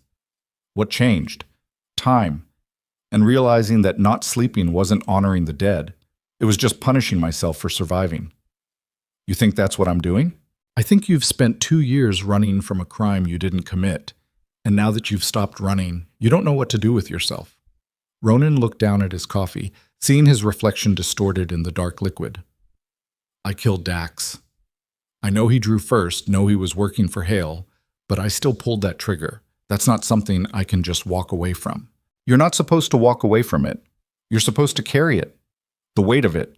The knowledge of what you're capable of when pushed. That's what separates men who kill from men who murder. One carries the weight, the other doesn't even feel it. Hale felt it. At the end. You heard what he said. I heard a man trying to justify himself. That's not the same as carrying weight. That's trying to put it down by blaming the world for being what it is. A wagon rattled past, loaded with lumber. The driver tipped his hat to Silas but didn't stop. Normal life resuming its rhythm, indifferent to the blood that had been spilled and the lives that had been changed. The investigators want to take you to Cheyenne, Silas said. Testify before Caldwell's grand jury. They're building cases against everyone in Hale's network. When? Soon as you're strong enough to travel. Another week, maybe 2. And after that, you're free. Clean slate. Federal pardon for crimes you were falsely accused of. You could go anywhere, be anyone. The possibilities stretched out before him, vast and terrifying. 2 years ago, freedom had meant survival. Now it meant choice. And choice meant deciding who Ethan Cross or Ronan Vale or whoever he was supposed to be would become. I went to Dax's grave this morning, Ronan said quietly. Silas looked at him. Yeah? Town buried him out past the church. Simple wooden cross, no marker. Just another dead man in a territory full of them. What did you say? Nothing. Just stood there trying to figure out if I should feel guilty or angry or relieved. Ended up feeling all 3 and none of them. That's honest, at least. Is it enough? Has to be. Lying to yourself about how you feel doesn't make the feeling go away. Just makes you a liar on top of everything else. Ronan finished his coffee and set the cup beside Silas's. He saved my life once. Dax. About 4 months into riding together. We got caught in a storm in the mountains. Temperature dropped so fast the rain turned to ice. I would have frozen if he hadn't kept the fire going all night. Kept talking to me to keep me awake. And then he tried to sell you to Hale. Yeah. And then that. People aren't simple, Ethan. They're contradictions wrapped in skin. Dax could save your life one day and sell it the next. And both things are true at the same time. How do you live with that? Knowing people can be both good and terrible. Carefully, and with your eyes open. Trust when you can, but verify when it matters. And when someone shows you who they really are, believe them. Larson emerged from the hotel across the street, moving stiffly but under his own power. He crossed over to them, his hand pressed against his bandaged side. "You're supposed to be resting," Silas said. "So are you. So is he." Larson nodded at Ronan. Figured if everyone's ignoring doctor's orders, might as well do it together. He sat down on Ronan's other side. The three of them lined up on the bench like old men watching the world go by. "Got word from Cheyenne this morning," Larson said. "Caldwell's investigators found 2 more ledgers in Hale's office. Looks like the operation was even bigger than we thought. Land fraud in 9 territories, bribes paid to territorial judges and federal appointees, even connections to a railroad company trying to force settlers off their claims." "How many people were involved?" Silas asked. "At least 40 they've identified so far. Could be more.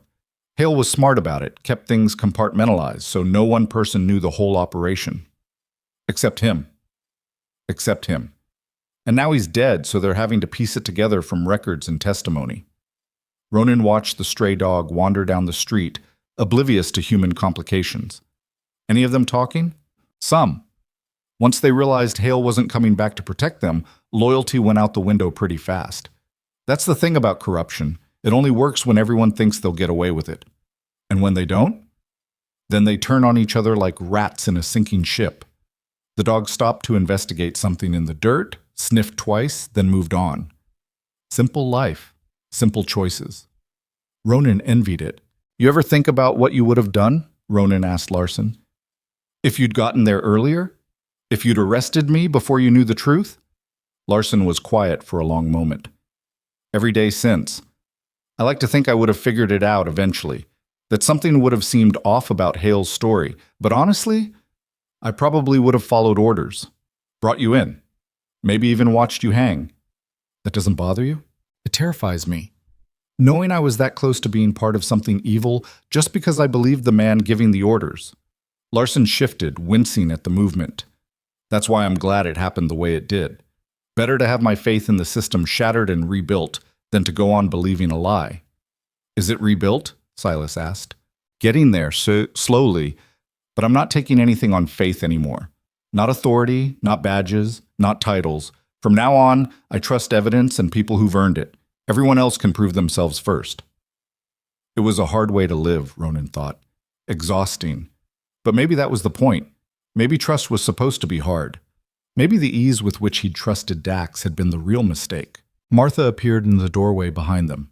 "If you three are done having your philosophical discussion, my patient needs to come back inside before he tears something." "I'm fine," Ronan said. "You're fine when I say you're fine. Inside. Now." Silas and Larson helped him stand, each taking an arm. The movement pulled at his shoulder, but the pain was manageable now. Progress, like Silas had said. "I'll come by later," Silas said. "Bring some real food. Martha's broth is going to turn you into a scarecrow." "I heard that," Martha called from inside. Larson headed back toward the hotel, and Ronan let Martha guide him up the stairs. But he paused at the door, looking back at the street one more time. Hollow Ridge. A town he'd never heard of 5 days ago. A town he'd almost died in. A town that now felt more like home than anywhere he'd been in 2 years. The days blurred together after that. Rest and recovery, punctuated by visits from investigators and statements given while lying in bed. The story came out piece by piece, each retelling making it feel more like something that had happened to someone else. The shootout at the saloon, the ridge, the burning office, the rooftop. Ronan told it all without embellishment, sticking to facts and letting the investigators draw their own conclusions. They seemed satisfied, though he could see the doubt in their eyes sometimes. The unspoken question, how did 3 men take down a federal marshal and 6 deputies? The answer was simpler than they wanted to believe. Luck, desperation, and the fact that fighting for something true gave you an edge over people fighting to protect a lie. On the 7th day, Ronan walked to Dax's grave alone. The cemetery sat on a small rise north of town, marked by a crooked fence and wooden crosses that tilted at various angles. Dax's was in the back corner, fresh dirt still mounded over the hole. Someone had carved his name into the crosspiece. Just the name. No dates, no epitaph. Ronan stood there for a long time, trying to find words that fit. But language felt inadequate. What did you say to a man who'd saved your life and then tried to end it? How did you grieve someone whose death you'd caused, even if it was self-defense? I don't forgive you, Ronan said finally. I want to. Part of me thinks I should, but I can't. Not yet. Maybe not ever. The wind moved through the grass, carrying the smell of sage and dust. But I won't hate you either. That's too easy, too clean. You were more complicated than that. We both were. A crow landed on a nearby cross, watching him with black eyes. I'm going to Cheyenne, going to testify.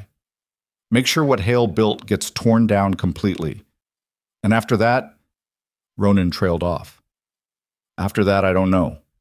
But I'll figure it out, without you, without anyone telling me who I'm supposed to be. He stood there a while longer, then turned and walked back toward town. The grave had no answers for him. Maybe that was the point. Maybe some things you just had to carry without resolution.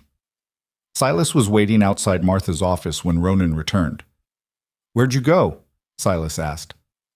Cemetery? Dax? Yeah. How'd that go? About as well as talking to a dead man usually goes. Silas smiled. At least they don't talk back. That would make things easier, wouldn't it? If the dead could just tell us what they were thinking, why they did what they did. Would it, though? Or would it just give us more reasons to regret things we can't change? Ronan didn't have an answer for that. They walked together through town, Silas pointing out buildings and telling stories about the people who owned them. The general store run by a widow who'd buried 3 husbands. The saloon where a traveling preacher once held services because the church roof had caved in. The bank that had been robbed twice in 1 week by the same man because he was too drunk to remember the first time. Normal stories about normal people living normal lives. It felt foreign to Ronan after 2 years of looking over his shoulder and sleeping with a gun under his pillow. You could stay here, Silas said as they passed the livery. After Cheyenne, town could use someone who knows how to handle trouble. I'm not a lawman. Didn't say you had to be. Could work the livery or the general store. Clara's been talking about needing help at the telegraph office. Clara barely knows me. She knows you stood up to Hale when most people would have run. That counts for something. They stopped at the edge of town where the buildings gave way to open prairie. The horizon stretched endlessly, promising nothing and everything at once. I spent 2 years running toward that horizon, Ronan said, always thinking the next town would be the one where I could stop, where I'd be safe. And now I'm being offered the chance to actually stay somewhere, and I don't know if I can. Why not? Because staying means trusting that it won't all fall apart again, and I'm not sure I have that kind of trust left. Silas picked up a stone and threw it into the distance. You know what I learned at Fort Dawson? When everything burned and everyone I knew either died or scattered, I learned that nothing lasts forever. Not places, not people, not safety. But that doesn't mean those things aren't worth having while they're here. That's a depressing lesson. It's a realistic one. You can spend your whole life running from loss, or you can accept that loss is coming eventually and just live anyway. One path leaves you alone and scared. The other gives you something worth losing. And which path did you take? Both. I ran for 15 years before I finally stopped long enough to put down roots. And yeah, it's scary. Every day I wake up wondering if this is the day it all falls apart again. But at least I'm waking up somewhere that matters. Ronan thought about that. About mattering and belonging, and the risk inherent in both. About Martha's examination table in Silas's office, and the bench where 3 men had sat drinking terrible coffee and trying to make sense of violence. I'll think about it, Ronan said, after Cheyenne. After I testify and make sure Hale's network gets dismantled. I'll think about what comes next. That's all I'm asking. They walked back toward Martha's office as the sun began its descent toward the western horizon. The light turned everything golden, softening the hard edges of the buildings and the scars in the street. 2 weeks later, Ronan sat in a federal courtroom in Cheyenne, his right arm in a sling and his shoulder still healing beneath fresh bandages. Judge Caldwell presided from behind a massive oak desk, white-haired and stern-faced, looking like every image of justice Ronan had ever imagined. The grand jury sat in 2 rows, 23 citizens pulled from their regular lives to determine whether the evidence warranted prosecution. They listened as Ronan recounted everything: Bitter Creek, the ledger, 2 years of running, Dax's betrayal, the showdown in Hollow Ridge.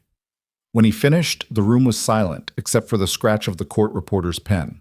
Mr. Cross, Caldwell said, and Ronan still wasn't used to hearing that name. In your testimony, you stated that Federal Marshal Victor Hale directly admitted to orchestrating the Bitter Creek robbery and subsequent murders. Is that correct? Yes, sir. And you have physical evidence to support this claim?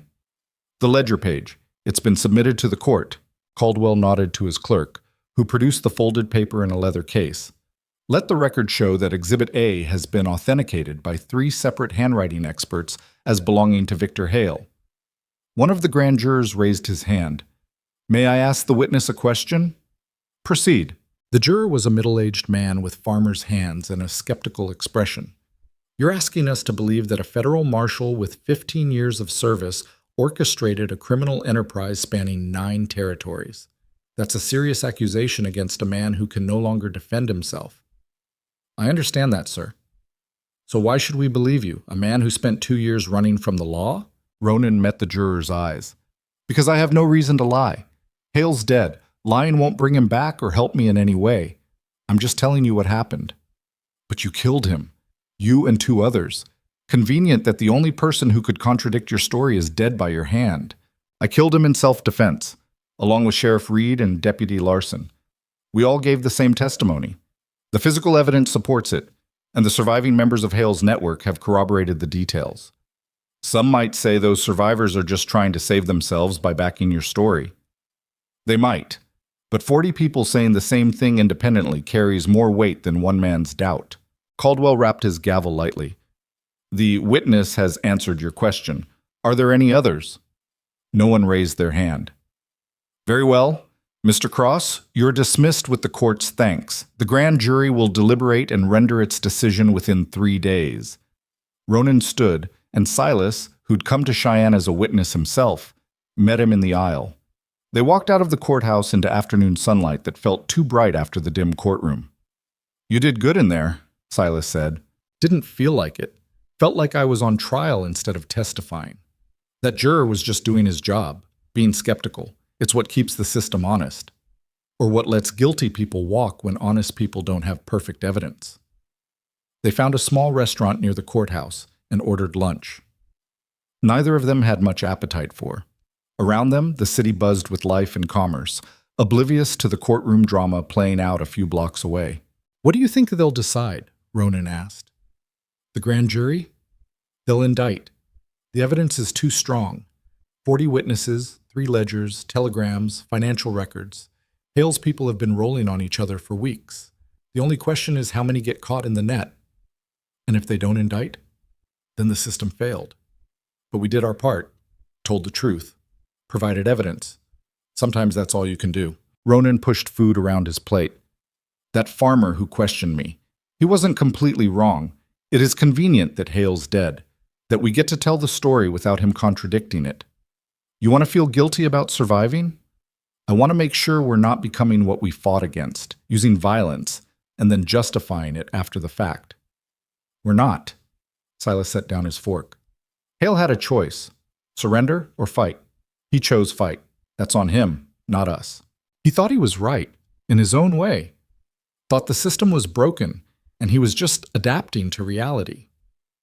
Lots of evil gets done by people who think they're right. Doesn't make them less evil, just makes them more dangerous. They finished their meal in silence and walked back to the hotel where they'd taken rooms. Larson was waiting in the lobby, his side still bandaged but healing well. Grand jury's deliberating already, Larson said. Clerk told me they might have a decision by morning. That fast? Ronan asked. When the evidence is this clear, there's not much to deliberate. They'll vote to indict, then the trials will start. You testifying? Tomorrow. Going to tell them exactly what I saw and what I did. Let the jury decide if it was justified. They sat in the lobby watching people come and go, travelers and businessmen and families on their way to somewhere else, the normal rhythm of life that Ronan had been outside of for so long. You scared? Silas asked Larson. Of testifying? No, I told the truth. If that's not enough, then the system's more broken than I thought. I meant about what comes after, your career, your reputation. Oh. Larson was quiet for a moment. Yeah, I'm scared. I shot a federal marshal. Even if it was justified, even if he was corrupt, that's not something that just goes away. There'll always be people who see me as the deputy who killed his boss. And the people who see you as the deputy who stood up to corruption? Hope they outnumber the others, but I'm not counting on it. The desk clerk called out that they had a visitor, a young woman with ink-stained fingers and a leather satchel. Clara Finch, the telegraph operator from Hollow Ridge. "Sheriff Reed," she said, spotting Silas. "I have a message for you, and one for Mr. Cross." She handed them each a folded telegram. Silas opened his first, read it quickly, then looked at Ronan. "You should read yours." Ronan unfolded the paper. The message was brief, just 3 lines in Clara's neat handwriting. Town Council unanimous. Position available if interested. Hollow Ridge remembers its friends. Martha. Ronan read it twice, not quite believing what he was seeing. "They're offering me a job?" "Looks like it," Silas said. "What position?" "Doesn't say."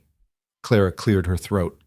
"If I may, Mr. Cross, they're offering you the deputy position, working under Sheriff Reed. Martha said to tell you the pay isn't much, but the company's decent and the work matters." Deputy.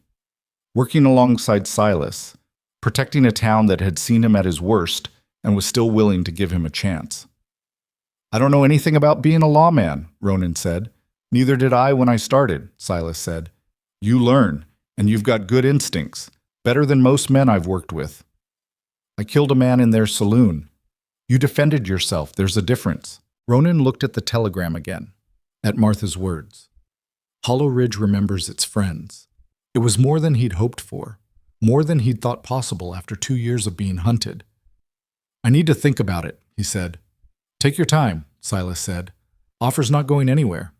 But even as he said it, Ronan knew his mind was already made. Not because the decision was easy, but because for the first time in years, someone was offering him a future instead of just survival. The grand jury returned its decision at 10 o'clock the following morning. Ronan and Silas stood in the courtroom, along with a dozen other witnesses and interested parties, as Judge Caldwell read the verdict. In the matter of the territory versus the estate and associates of Victor Hale, the grand jury finds sufficient evidence to proceed with criminal prosecution on all charges.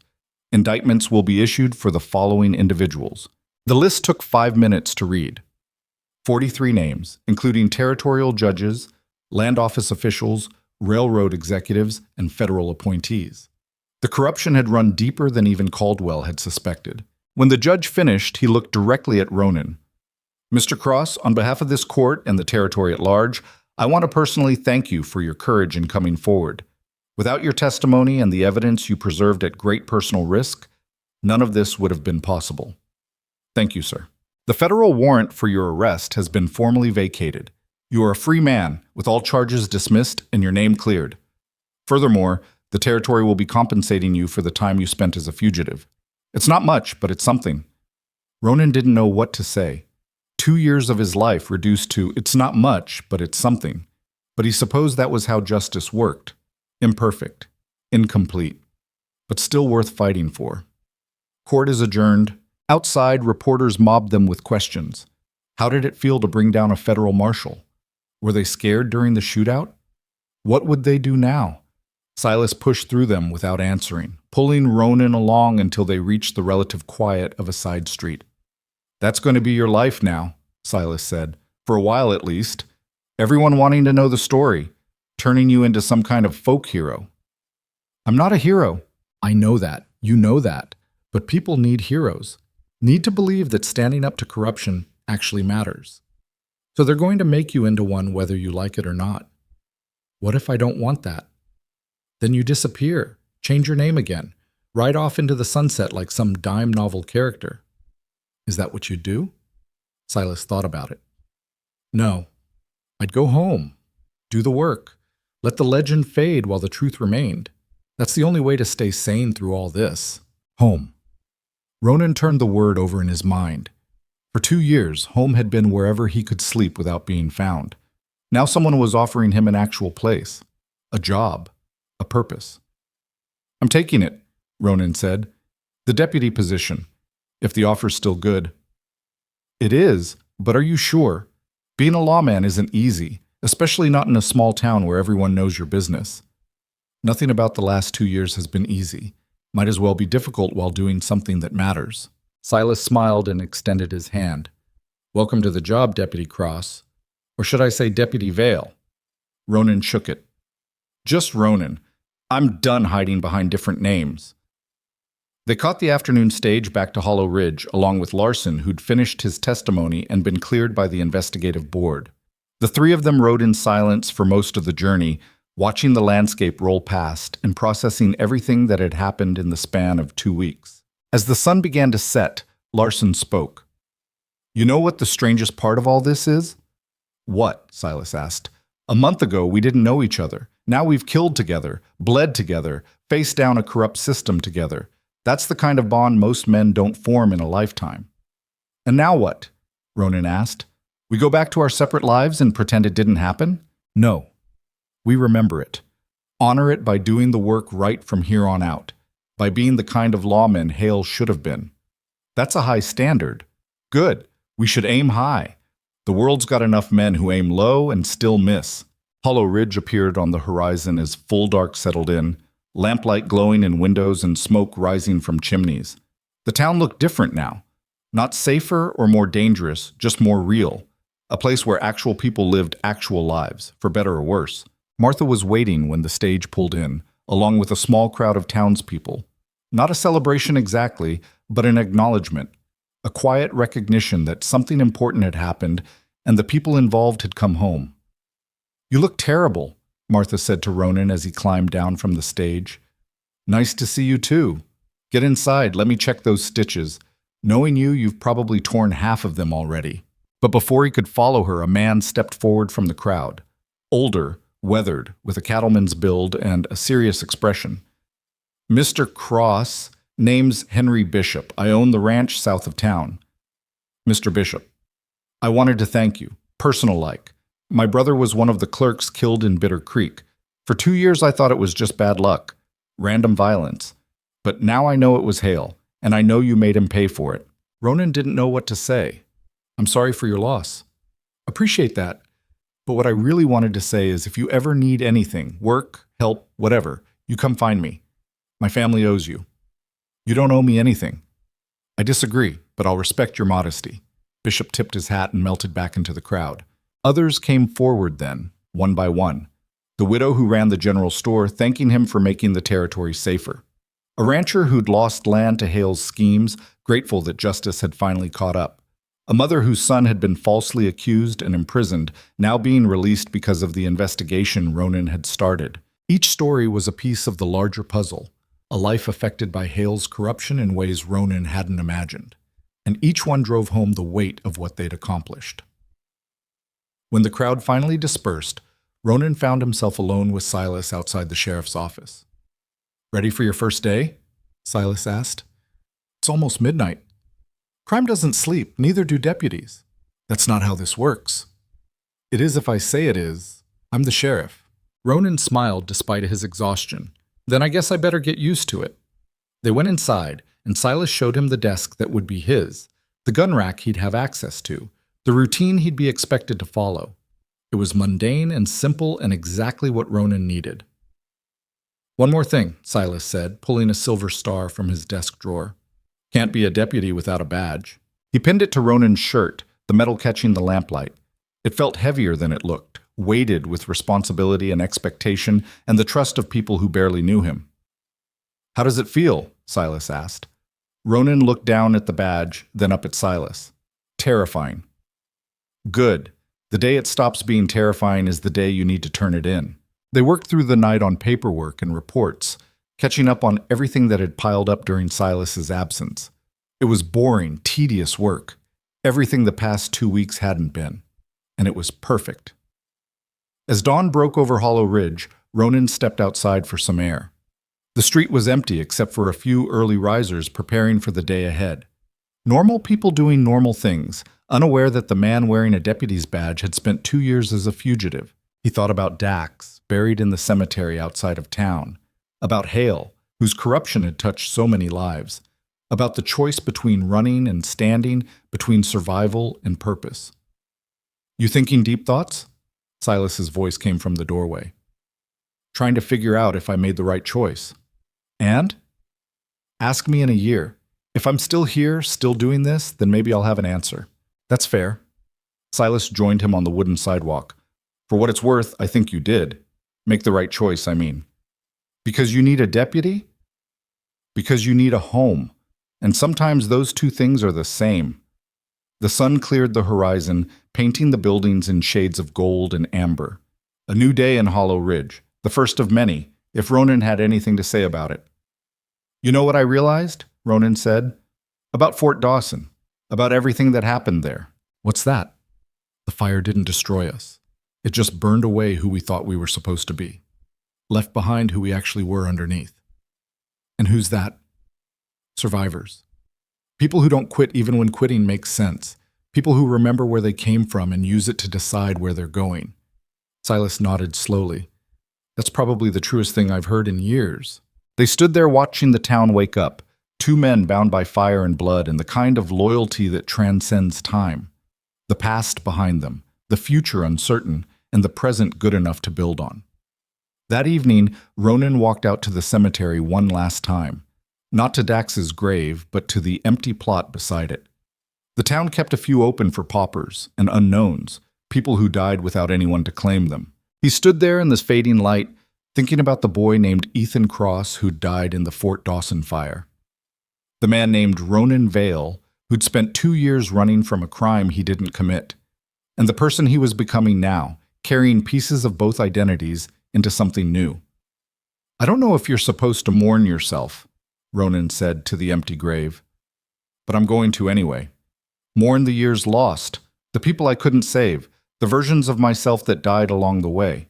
The wind moved through the grass, carrying the scent of approaching rain. But I'm also going to celebrate. Celebrate surviving. Celebrate finding people worth standing beside. Celebrate the fact that sometimes, against all odds, justice actually wins. He pulled the deputy's badge from his pocket and turned it over in his hands, feeling the weight of it. This doesn't fix everything, doesn't bring back the dead or erase the scars, but it's something. A promise to do better, be better, to honor the people who didn't make it by living well for those of us who did. Thunder rumbled in the distance, and the first drops of rain began to fall. Ronan pinned the badge back on his shirt and walked toward town, leaving the cemetery and its ghosts behind. Not forgotten, never forgotten, but no longer in control.